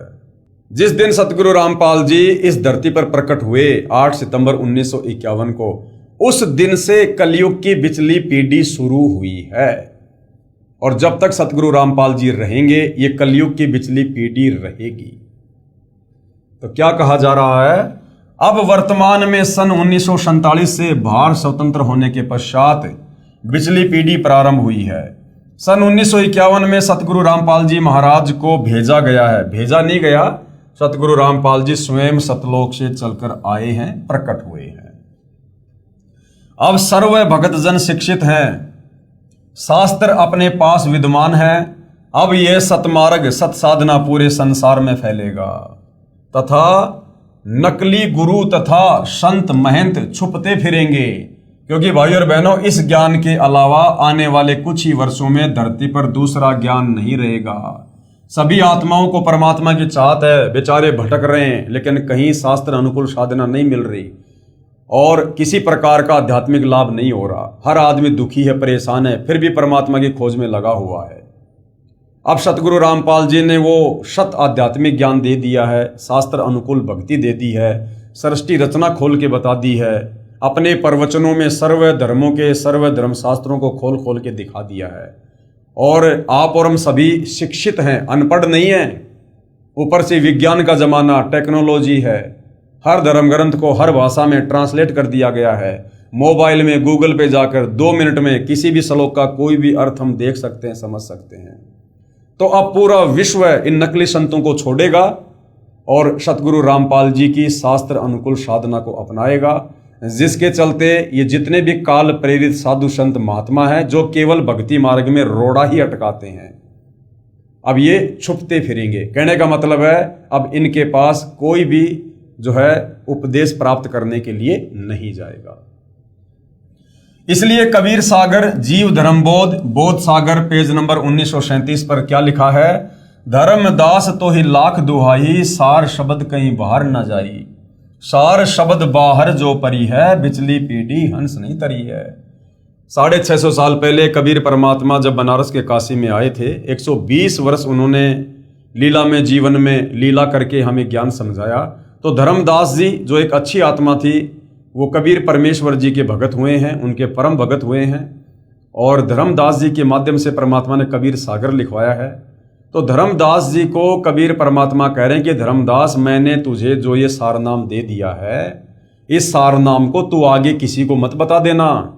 अगर तूने किसी को ये सारनाम आगे बता दिया तो आगे चल के 600 साल बाद जो कलयुग की पिछली पीढ़ी आएगी, जो भक्ति का निर्धारित समय है, यानी वर्तमान समय की बातें हो रही थी, अगर आज तूने इस मंत्र का खुलासा कर दिया तो ये काल के दूत साधु संत महात्मा भी इसी मंत्र को आगे अपने भक्तों को दान करेंगे। और फिर जब हम जाएंगे खुद और जब यही मंत्र हम दान करेंगे तो कोई भी हमारे ऊपर विश्वास नहीं करेगा। लोग ये कहेंगे कि यही मंत्र जो सतगुरु रामपाल जी देते हैं, ये तो हमारे गुरु जी भी दे रहे हैं, सदियों से दे रहे हैं, तो सतगुरु रामपाल जी हमें क्या कुछ नया दे रहे हैं। और उन नकली संतों के द्वारा दिया गया मंत्र काम नहीं करेगा, क्योंकि वो दीक्षा देने के अधिकारी नहीं है, वो गुरु पद के अधिकारी नहीं है, जिस कारण से भगत आत्माएं जो है अपना मोक्ष नहीं करवा पाएंगी, भक्ति का लाभ नहीं उठा पाएंगी। तो धर्मदास जी को परमात्मा ने कहा था कि धर्मदास तो है लाख दुहाई, और ये सार शब्द अर्थात सार नाम कहीं बाहर ना जाए, किसी को तू बता मत देना। सार शब्द बाहर जो पढ़ी, ये बिचली पीढ़ी हंस नहीं तरी। पुस्तक धनी धर्मदास जीवन दर्शन एवं वंश परिचय के पेज नंबर 46 पर लिखा है कि 11वीं पीढ़ी को, यानी धर्मदास जी की वंशावली में जो 11वीं पीढ़ी थी, 11वीं पीढ़ी को गद्दी नहीं मिली। जिस महंत जी का नाम धीरज नाम साहिब कवर्धा में रहता था, उसके बाद 12वां महंत उग्र नाम साहिब ने दामा खेड़ा में गद्दी की स्थापना की तथा स्वयं ही महंत बन बैठा। इससे पहले दामा खेड़ा में गद्दी नहीं थी। इससे स्पष्ट है कि पूरे विश्व में सतगुरु रामपाल जी महाराज के अतिरिक्त वास्तविक भक्ति मार्ग नहीं है। सतगुरु रामपाल जी महाराज अपने प्रवचनों में बार बार कहते हैं कि सर्व प्रभु प्रेमी श्रद्धालुओं से प्रार्थना है कि मुझे प्रभु का भेजा हुआ दास जानकर अपना कल्याण करवाओ। बिल्कुल सतगुरु रामपाल जी बार बार कहते हैं कि भाई मुझे तो परमात्मा का भेजा हुआ दास मानकर मेरे से उपदेश ले लो और अपनी आत्मा का कल्याण करवाओ। क्योंकि सतगुरु रामपाल जी की मजबूरी है सीधा सीधा कहना कि भाई मैं ही कबीर परमात्मा हूं और सतलोक से चलकर तुम्हारी गलती को माफ करके तुम्हें भक्ति देकर वापस सतलोक ले चलने के लिए आया हूं। तो कोई भी व्यक्ति उनकी इस बात पर यकीन नहीं करेगा, क्योंकि हमें भक्ति और भगवान की परिभाषा का ही नहीं पता, हमें पूर्ण संत की पहचान का ही नहीं पता, हम सृष्टि रचना से ही अपरिचित हैं। इसलिए सतगुरु रामपाल जी स्वयं कबीर परमेश्वर होते हुए अपने आप को छुपाकर कबीर जी का दास बताकर ये ज्ञान आप और हम तक पहुंचाने का प्रयास कर रहे हैं। और जिन जिन आत्माओं को ये ज्ञान आगे चलकर समझ में आने लग जाता है, उन आत्माओं को सतगुरु रामपाल जी में कोई कबीर जी का दास नहीं बल्कि स्वयं कबीर ही नजर आता है। ये संसार समझदा नाही कहंदा शाम दोपहरे नू, गरीब दास ये वक्त जाते रोग इस पैरे नू। यदि एक बार ये समय हाथ से निकल गया, सतगुरु रामपाल जी इस धरती से वापस सतलोक चले गए, उसके बाद हाथ मसलते रह जाओगे, उसके बाद आत्म कल्याण नहीं है। तो उनके रहते सहते उनसे नाम उपदेश लेकर भाई अपनी जो है आत्मा का कल्याण करवाना चाहिए। 12वां पंथ किसका? आदरणीय गरीबदास जी का 12वें पंथ यानी गरीबदास पंथ 12वां पंथ लिखा है कबीर सागर कबीर चरित्र बोध पेज नंबर 1870 पर। इसके विषय में कबीर सागर कबीर वाणी पेज नंबर 136-137 पर वाणी लिखी है कि अब आपको पता चलेगा कि सतगुरु रामपाल जी कौन है वर्तमान में, स्वयं कबीर जी हैं या कबीर जी के द्वारा भेजे गए दास हैं। संवत 1775 होई ता दिन प्रेम प्रकटे जग सोई, यानी ये आदरणीय गरीबदास जी के विषय में है कि सन 1775 में आदरणीय गरीबदास जी का इस धरती पर प्राकाटे होगा। और साखी हमारी लिए जीव समझावे असंख्य जन्म ठोर नहीं पावे। और गरीबदास जी इस 12वें पंथ की शुरुआत करेंगे, 12वें पंथ के गुरु होंगे। वो कबीर जी की वाणियों को आधार बनाकर ही ज्ञान समझाएंगे, परंतु गरीबदास जी के 12वें पंथ में नाम उपदेश प्राप्त करके कोई भी आत्मा सतलोक नहीं जा पाएगी। 12वें पंथ प्रकट है वाणी शब्द हमारे की निर्णय ठानी, अस्थिर घर का मर्म न पावे ये 12 पंथ हम ही को ध्यावे। यानी भक्ति तो कबीर जी की करेंगे, परंतु complete way of worship, complete भक्ति की विधि 12वें पंथ में ना होने के कारण 12वें पंथ के भगत भी, साधक भी सतलोक नहीं जा पाएंगे। फिर क्या होगा? 12वें पंथ हम ही चल आवे। कबीर परमेश्वर जी ने 650 साल पहले धर्मदास जी को कह दिया था, कबीर सागर में लिखवा दिया था कि धर्मदास, जब गरीबदास जी का 12वां पंथ चल चुका होगा, उसके बाद उस 12वें पंथ में फिर आगे चलकर हम ही कौन? स्वयं कबीर जी, कि हम ही चल आवे, यानी मैं कबीर खुद ही आगे चलकर 12वें पंथ में आऊंगा और सब पंथ मेट एक ही पंथ चलावें और सारे पंथों को खत्म करके, खत्म कैसे करेंगे? तलवार से नहीं, लड़ाई झगड़ा करके नहीं, अपना तत्व ज्ञान देकर उन 12 पंथों के अज्ञान को नष्ट कर देंगे और फिर एक नया पंथ चलाएंगे, 13वां कबीर पंथ। तो सन 1994 में सतगुरु रामपाल जी ने नया यथार्थ 13वां कबीर पंथ शुरू किया। उससे पहले 17 फरवरी 1988 को आदरणीय राम देवानंद जी को अपना मुंह बोला गुरु बनाकर गरीबदास के 12वें पंथ में प्रवेश किया, क्योंकि आदरणीय राम देवानंद जी गरीबदास जी के 12वें पंथ के अंतिम संत थे, अंतिम गुरु थे। तो 12वें पंथ में सतगुरु रामपाल जी ने स्वयं प्रवेश किया और उसके बाद सन 1994 में नाम दीक्षा देना शुरू करके नया यथार्थ 13वां कबीर पंथ शुरू किया। तो ये किसने शुरू करना था? कबीर ने या कबीर के दास ने? 12वें पंथ हम ही चल आवे। कबीर जी ने कहा था मैं खुद ही चल के आऊंगा भाई। तो भाई और बहनों, अब आप विचार कर सकते हो कि सतगुरु रामपाल जी स्वयं कबीर हैं या कबीर जी के द्वारा भेजे गए कोई परम ज्ञानी संत है। धर्मदास मेरी लाख दुहाई, सार शब्द बाहर ना जाई, सार शब्द बाहर जो पर ही, बिचली पीढ़ी हंस नहीं तरही। 33 अरब ज्ञान हम भाक्या, सार शब्द गुप्त ही राख्या। कबीर परमेश्वर ने कहा, धर्मदास मैं युगों युगों से, सदियों से यहाँ पर सतलोक से चलकर आता हूँ, ज्ञान समझाता हूँ।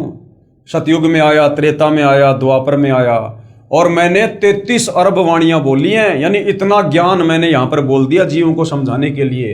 परंतु वो जो सार शब्द है, जो मुक्ति का मंत्र है, उसको मैंने अभी तक गुप्त ही रखा है। मूल ज्ञान तब तक छुपाई, जब लग 12 पंथ ना मिट जाई।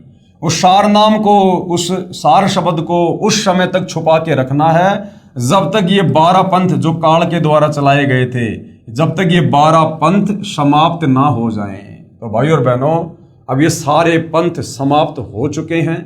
सतगुरु रामपाल जी के तत्व ज्ञान ने इन सब की मिट्टी पलीत कर दी है। ये जबरदस्ती जो है इन गद्दियों पर बैठे हुए हैं और ये ज़्यादा समय चलने वाला काम नहीं है। 2030 या 32 तक ये पूरी तरह से बिल्कुल सफाया हो जाएगा इन काल के दूतों का और इन काल के पंथों का।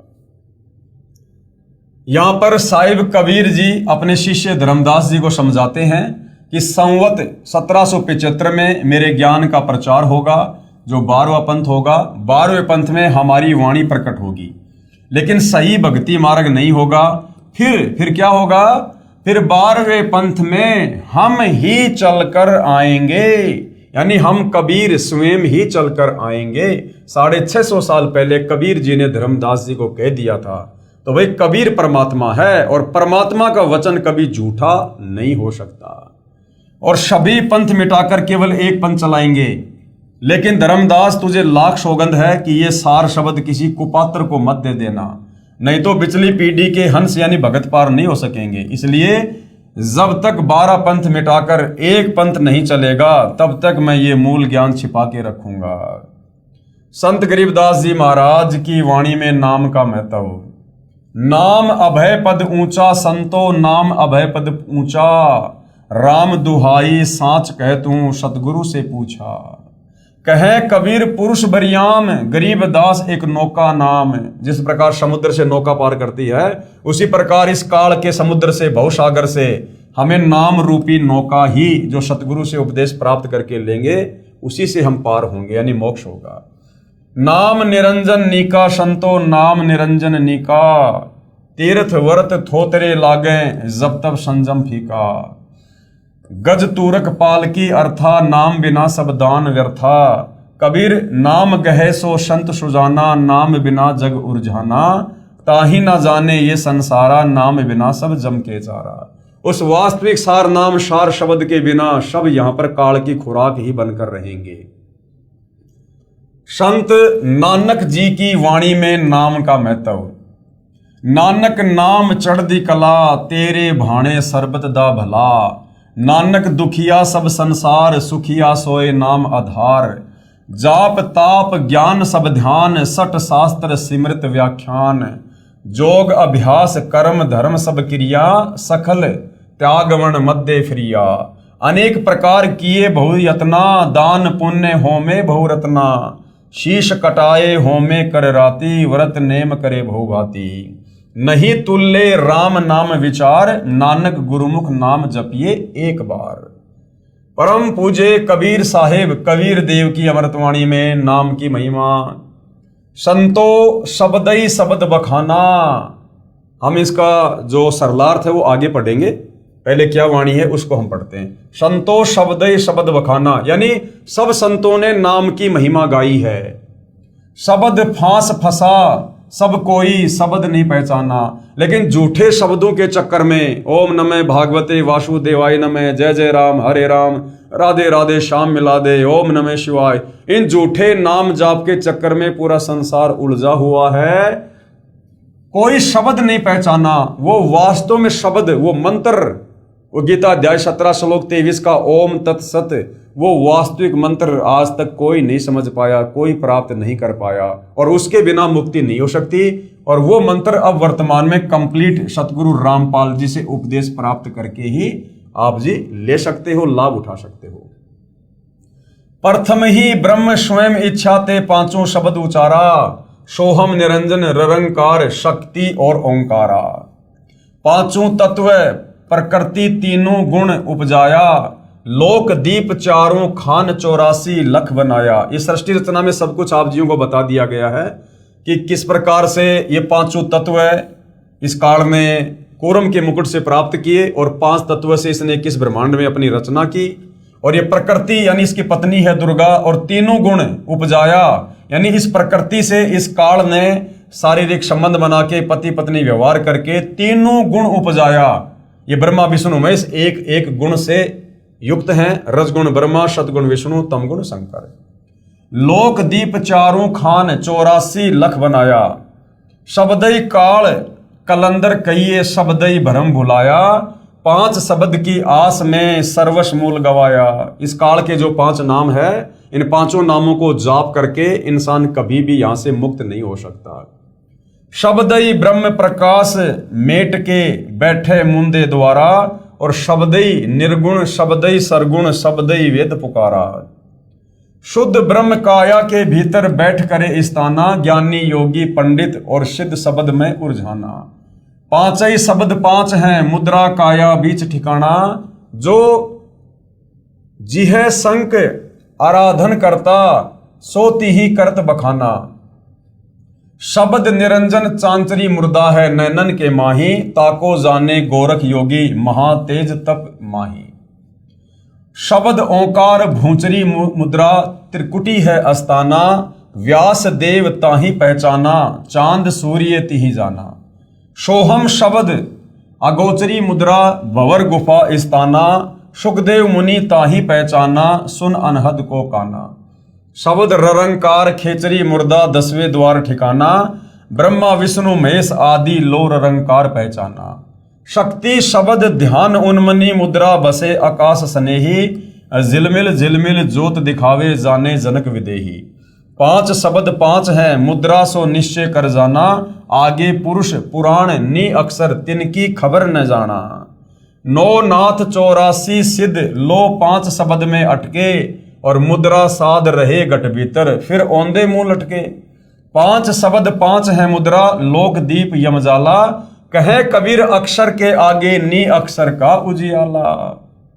अब क्या बताया गुरुदेव ने, इस काल के जो 5 मंत्र हैं, इन 5 मंत्रों को किन किन संतों ने महापुरुषों ने जपा, और इन 5 मंत्रों को जपने के बावजूद भी तत्वदर्शी संत के अभाव में, कंप्लीट भक्ति के कोर्स के अभाव में वो काल के ही जाल में रहे। जैसा कि इस शब्द संतों शब्दई शब्द बखाना, इसमें लिखा है कि सभी संत जन शब्द यानी नाम की महिमा सुनाते हैं। पूर्ण ब्रह्म कबीर साहिब जी ने बताया है कि शब्द सत्य पुरुष का भी है, जो कि सत्य पुरुष का प्रतीक है। वह ज्योति निरंजन काल का प्रतीक भी शब्द ही है। जैसे शब्द ज्योति निरंजन, जब कबीर परमात्मा ने इसको अंडे से उत्पन्न किया तो इसका क्या नाम रखा था? ज्योति निरंजन। तो ये ज्योति निरंजन इस काल का शब्द है। जैसे शब्द ज्योति निरंजन यह चांचरी मुद्रा को प्राप्त करवाता है। इसको गोरख योगी ने बहुत अधिक तप करके प्राप्त किया, जो कि आम साधारण व्यक्ति के बस की बात नहीं है, लेकिन वो भी पार नहीं हो पाया। वो गोरख भी 650 साल पहले कबीर परमात्मा की शरण में आया, फिर कबीर परमेश्वर ने उसको 2 अक्षर का सतनाम दिया, तब जाकर कहीं उसका रास्ता निकला आत्म कल्याण का। और फिर गोरखनाथ काल तक ही साधना करके सिद्ध बन गए, मुक्त नहीं हो पाए। जब कबीर साहिब ने सतनाम तथा सारनाम दिया, तब काल से छुटकारा गोरखनाथ जी का हुआ। काल से छुटकारे का मतलब है अभी उसका पूर्ण मोक्ष नहीं हुआ है, फिर से परमात्मा उसको मनुष्य जन्म देगा और कभी अपनी शरण में लेगा। क्योंकि गोरखनाथ जी 650 साल पहले कबीर परमेश्वर जी की शरण में आए थे। और जब आप सतगुरु रामपाल जी के सत्संग सुनेंगे तो आपको पता चलेगा कि गोरखनाथ जी भी उन 64 लाख भक्तों में ही थे, और 64 के 64 लाख भगत उस समय फैल हो गए थे। किसी का भी आत्म कल्याण नहीं हुआ, क्योंकि आत्म कल्याण करने का ठीक का समय वर्तमान कलयुग की पिछली पीढ़ी है। इसलिए ज्योति निरंजन नाम का जाप करने वाले काल जाल से नहीं बच सकते, अर्थात सतलोक नहीं जा सकते। उसके बाद एक शब्द है ओंकार, यानी ओम, जो इस काल का जाप है। ओंकार का जाप करने से भूंचरी मुद्रा की स्थिति में साधक आ जाता है, जो कि वेद व्यास ने साधना की और काल जाल में ही रहा। उसके बाद में ये जो अकेला सोहम नाम है, इसको जाप करने से भी मुक्ति नहीं है। सोहम नाम के जाप से अगोचरी मुद्रा की स्थिति हो जाती है और काल के लोक में बनी भंवर गुफा में पहुंच जाते हैं, जिसकी साधना सुखदेव ऋषि ने की और केवल श्री विष्णु जी के लोक में बने स्वर्ग तक पहुंचा। उसके बाद में दूसरा शब्द है ररंकार। ये खैचरी मुद्रा 10वें द्वार सुषमणा तक पहुंच जाते हैं। ब्रह्मा विष्णु महेश तीनों ने ररंकार को ही सत्य मानकर काल के जाल में उलझे रहे। उसके बाद में है शक्ति, यानी श्रीयम, ये दुर्गा जी का मंत्र है।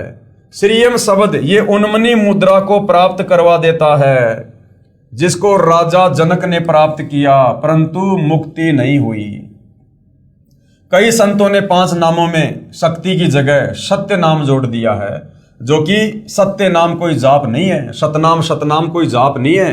सतनाम तो उस वास्तविक सच्चे नाम की ओर संकेत करता है कि भैया वो सच्चा नाम किसी पूर्ण संत से प्राप्त करके और अपनी आत्मा का कल्याण कराओ। ये सतनाम ये तो सच्चे नाम की तरफ इशारा करता है। जैसे सतलोक को सचखंड भी कहते हैं, ऐसे ही सत्य नाम वह सच्चा नाम है। केवल सतनाम जाप करने का नहीं है।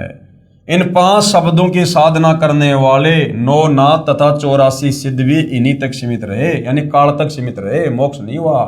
तथा शरीर में यानी घट में ही धुन सुनकर आनंद लेते रहे, यानी काल इनको फंसा के रखता है इन 5 मंत्रों के जाप करवाकर। वास्तविक सतलोक स्थान तो शरीर यानी पिंड से, ब्रह्मांड से पार है। इसलिए फिर माता के गर्भ में आए उल्टे लटके, अर्थात जन्म मृत्यु का कष्ट समाप्त नहीं हुआ। जो भी उपलब्धि शरीर में होगी वह तो काल ब्रह्म तक की ही है, क्योंकि पूर्ण परमात्मा का निज स्थान सतलोक तथा उसी के शरीर का प्रकाश तो परब्रह्म आदि से भी अधिक तथा बहुत आगे दूर है। उसके लिए तो पूर्ण संत ही पूरी साधना बताएगा, जो 5 नामों शब्दों से भिन्न है। इस काल के 5 नामों से भिन्न है, उन शब्दों से हमारी मुक्ति होगी, जो शब्द आपको पूर्ण संत ही बताएगा, तत्वदर्शी संत ही बताएगा। तो भाई और बहनों, इन 5 नामों के अतिरिक्त जो वास्तविक 7 नाम हैं, जो प्रथम दीक्षा में सतगुरु रामपाल जी देते हैं, इनके अलावा संसार में और किसी के पास नहीं है। संतो सतगुरु मोहे भावे, जो नैनन अलख लखावे, ढोलत डिगे ना बोलत बिसरे, सत उपदेश दरड़ावे, आंख ना मुंदे कान ना रुंदे, ना अनहद उर्जावे। जैसे बहुत सारे पंथ हैं, राधा स्वामी पंथ है, इनमें 2-2, 2.5 घंटे भक्तों को बैठा दिया जाता है। आंख बंद कर लो, कान बंद कर लो, अंदर वो धुन सुनो। तो कबीर परमात्मा कहते हैं मुझे वो सतगुरु अच्छा नहीं लगता, मुझे तो वो सतगुरु अच्छा लगता है, वो मेरे मन भाता है जो आंख ना मूंदे, कान ना रुंदे, ना अनहद उर्झावे, और प्राण पुंज क्रियाओं से न्यारा सहज समाधि बतावे। तो सतगुरु रामपाल जी का भक्ति मार्ग सहज मार्ग है। नाम खाते नाम पीते नाम सोते जागवे, और नाम उठत नाम बैठत नाम सेती लागवे। सतगुरु रामपाल जी हमें जो दीक्षा देंगे, हम उस भक्ति को खाते पीते चलते फिरते सोते सोते काम धंधा करते करते भी आसानी से कर सकते हैं। कोई विशेष आडंबर करने की आवश्यकता नहीं है। घट रामायण के रचयिता आदरणीय तुलसीदास साहिब जी हाथरस वाले स्वयं कहते हैं कि घट रामायण प्रथम भाग पेज नंबर 27, जो 5 नाम राधा स्वामी पंथ में या धन धन सतगुरु पंथ में दिए जाते हैं, उन 5 नामों के विषय में जो काल के नाम हैं जिनसे मुक्ति नहीं हो सकती है, उनके विषय में घट रामायण के रचयिता आदरणीय तुलसीदास जी हाथरस वाले इन्होंने क्या कहा है। 5 नाम काल के जानो, तब दानी मन शंका आनो, सुरती नृति ले लोक सिंधाऊं, आदि नाम ले काल गिराऊं, सत्य नाम ले जीव उबारी, अस जाऊं पुरुष दरबारी। कबीर कोटि नाम संसार में, यानी दुनिया में करोड़ों नाम है, हर गुरु अपनी अपनी मनमुखी नाम देता है। किसी के पास चले जाओ, अपने नए नाम का आविष्कार करके तैयार बैठा है। कोटि नाम संसार में, इनसे मुक्ति ना हो, और सार नाम मुक्ति का दाता, वाको जाने ना कोई। परम संत के अलावा सार नाम को कोई नहीं जानता, जिस सार नाम से वास्तव में मुक्ति होगी। पूरा सतगुरु सोए कहावे, 2 अक्षर का भेद बतावे। यानी पूरा सतगुरु, सच्चा गुरु, पूर्ण संत कौन होगा? जो 2 अक्षर का भेद बतावे। 2 अक्षर कौन से? तत्, जो गीता अध्याय 17 श्लोक 23 में ओम तत् सत है ना, तो वो जो तत् है, उस तत् शब्द में 2 कौन से मंत्र छुपे हुए हैं, वो तत्वदर्शी संत ही बताएगा, पूर्ण संत ही बताएगा। कहते हैं वो होगा पूरा गुरु। पूरा सतगुरु सोए कहावे, 2 अक्षर का भेद बतावे, एक छुड़ावे एक लखावे, तो प्राणी निज घर को जावे। उसमें से एक मंत्र हमें इस काल के 21 ब्रह्मांडों से छुड़वाएगा, और दूसरा हमें अक्षर पुरुष के लोक तक लेकर जाएगा, तब ये प्राणी निज घर यानी सतलोक को जाएगा। श्री नानक जी की वाणी में 3 नाम का प्रमाण देख लो भाई और बहनों। जो पूरा गुरु होगा, तत्वदर्शी संत होगा, 3 बार में दीक्षा देगा। अब ये सभी महापुरुषों की वाणियों में, ग्रंथों में 3 नाम देने का प्रमाण है, लेकिन आज तक हमें कोई समझा नहीं पाया, कोई बता नहीं पाया। तो यहां पर अब आप जी पूर्ण संत की पहचान कर लीजिए इतने प्रमाण देखकर। जय पंडित तू पढ़िया, बिना 2 अक्षर 2 नाम की, हे भगत यदि तूने उन 2 नामों के बिना अगर भक्ति की तो तेरी भक्ति सफल नहीं है। जय पंडित तू पढ़िया, बिना 2 अक्षर 2 नामा, परोणत नामक एक लंगावे, जेकर सच समावा। वेद कतेव सिमृत सब संसत, इन पढ़ी मुक्ति न होई। यानी तत्वदर्शी संत के बिना चाहे 4 वेद पढ़ लो, मुसलमानों के 4 जो कतेब है, तोरा जबूर इंजिल कुरान शरीफ, चाहे वो पढ़ लो, चाहे और कितने नामों का सुमरण कर लो, इनके पढ़ने से मुक्ति नहीं होगी। एक अक्षर जो गुरुमुख जापे, तिसकी निर्मल होई। और वो एक मंत्र पूर्ण ब्रह्म परमेश्वर का सत्य, वो सार नाम लेकर जो जाप करेगा, उसकी मुक्ति होगी। भावार्थ, श्री नानक जी महाराज अपनी वाणी द्वारा समझाना चाहते हैं कि पूरा सतगुरु वही है जो 2 अक्षर के जाप के बारे में जानता है, यानी जो सतनाम के बारे में जानता है, जिनमें एक काल व माया के बंधन से छुड़वाता है, कौन सा? ओम। और दूसरा परमात्मा को दिखाता है, यानी वो तत्व। और तीसरा जो एक अक्षर है यानी सत्य, वो परमात्मा से मिलाता है। ये तीनों अक्षर मिलकर ये सार नाम बन जाता है। संत गरीबदास जी महाराज की अमृतवाणी में श्वास के नाम का जाप है, यानी जो सतनाम है, 2 अक्षर का नाम है, वो श्वास ऊ श्वास से जपा जाता है। तो गरीबदास जी महाराज जी की वाणी में उसका कहां और क्या प्रमाण है? गरीब श्वासा पारस भेद हमारा, और जो खोजे सो उतरे पारा। श्वासा पारस आदि निशानी, जो खोजे सो होय दरबानी। गरीब श्वासा ही में सार पद, और पद में श्वासा सार, दम देही का खोज कर आवागमन निवार। गरीब श्वास सुरती के मध्य है, न्यारा कदे नहीं होए, सतगुरु साक्षी भूत को राखो सुरती समोए। गरीब 4 पदार्थ उर्मे जोवे, सुरती नृति मन पवन समोवे, सुरती नृति मन पवन पदारथ करो इकतर यार, द्वादश अंदर समोय ले दिल अंदर दीदार। कबीर कहता हूं कहीं जात हूं कहूं बजा कर ढोल, और श्वास जो खाली जात है, यानी सतनाम के जाप के बिना यदि आपकी श्वास व्यर्थ हो रही हैं, बर्बाद हो रही हैं, भाई 3 लोक का मोल इतना कीमती है वो सतनाम। उस सतनाम का एक मंत्र जो श्वास उस श्वास से जाप करते हैं उसकी इतनी कीमत है। ये जो 3 लोक हैं, स्वर्गलोक, पाताल लोक, पृथ्वी लोक, इन तीनों लोकों से भी ज्यादा कीमत उस सतनाम के एक बार श्वास श्वास से जाप करने की है। और ऐसा अनमोल मंत्र भाइयों और बहनों वर्तमान में सतगुरु रामपाल जी ही दान कर रहे हैं। कबीर माला श्वास श्वास की फेरेंगे निजदास, यानी जो सतनाम का लगातार जाप करेगा 84 भर नहीं, इस काल के 21 ब्रह्मांड में लग 84 योनियों में नहीं भरमेगा। और कटे कर्म की फांस, काल ने हमें जो कर्म बंधनों में बांध रखा है, ये हमारी जो कर्म की फांस है ये सतनाम के जाप से कट जाएगी और हम यहाँ से मुक्त होकर सतलोक जा पाएंगे।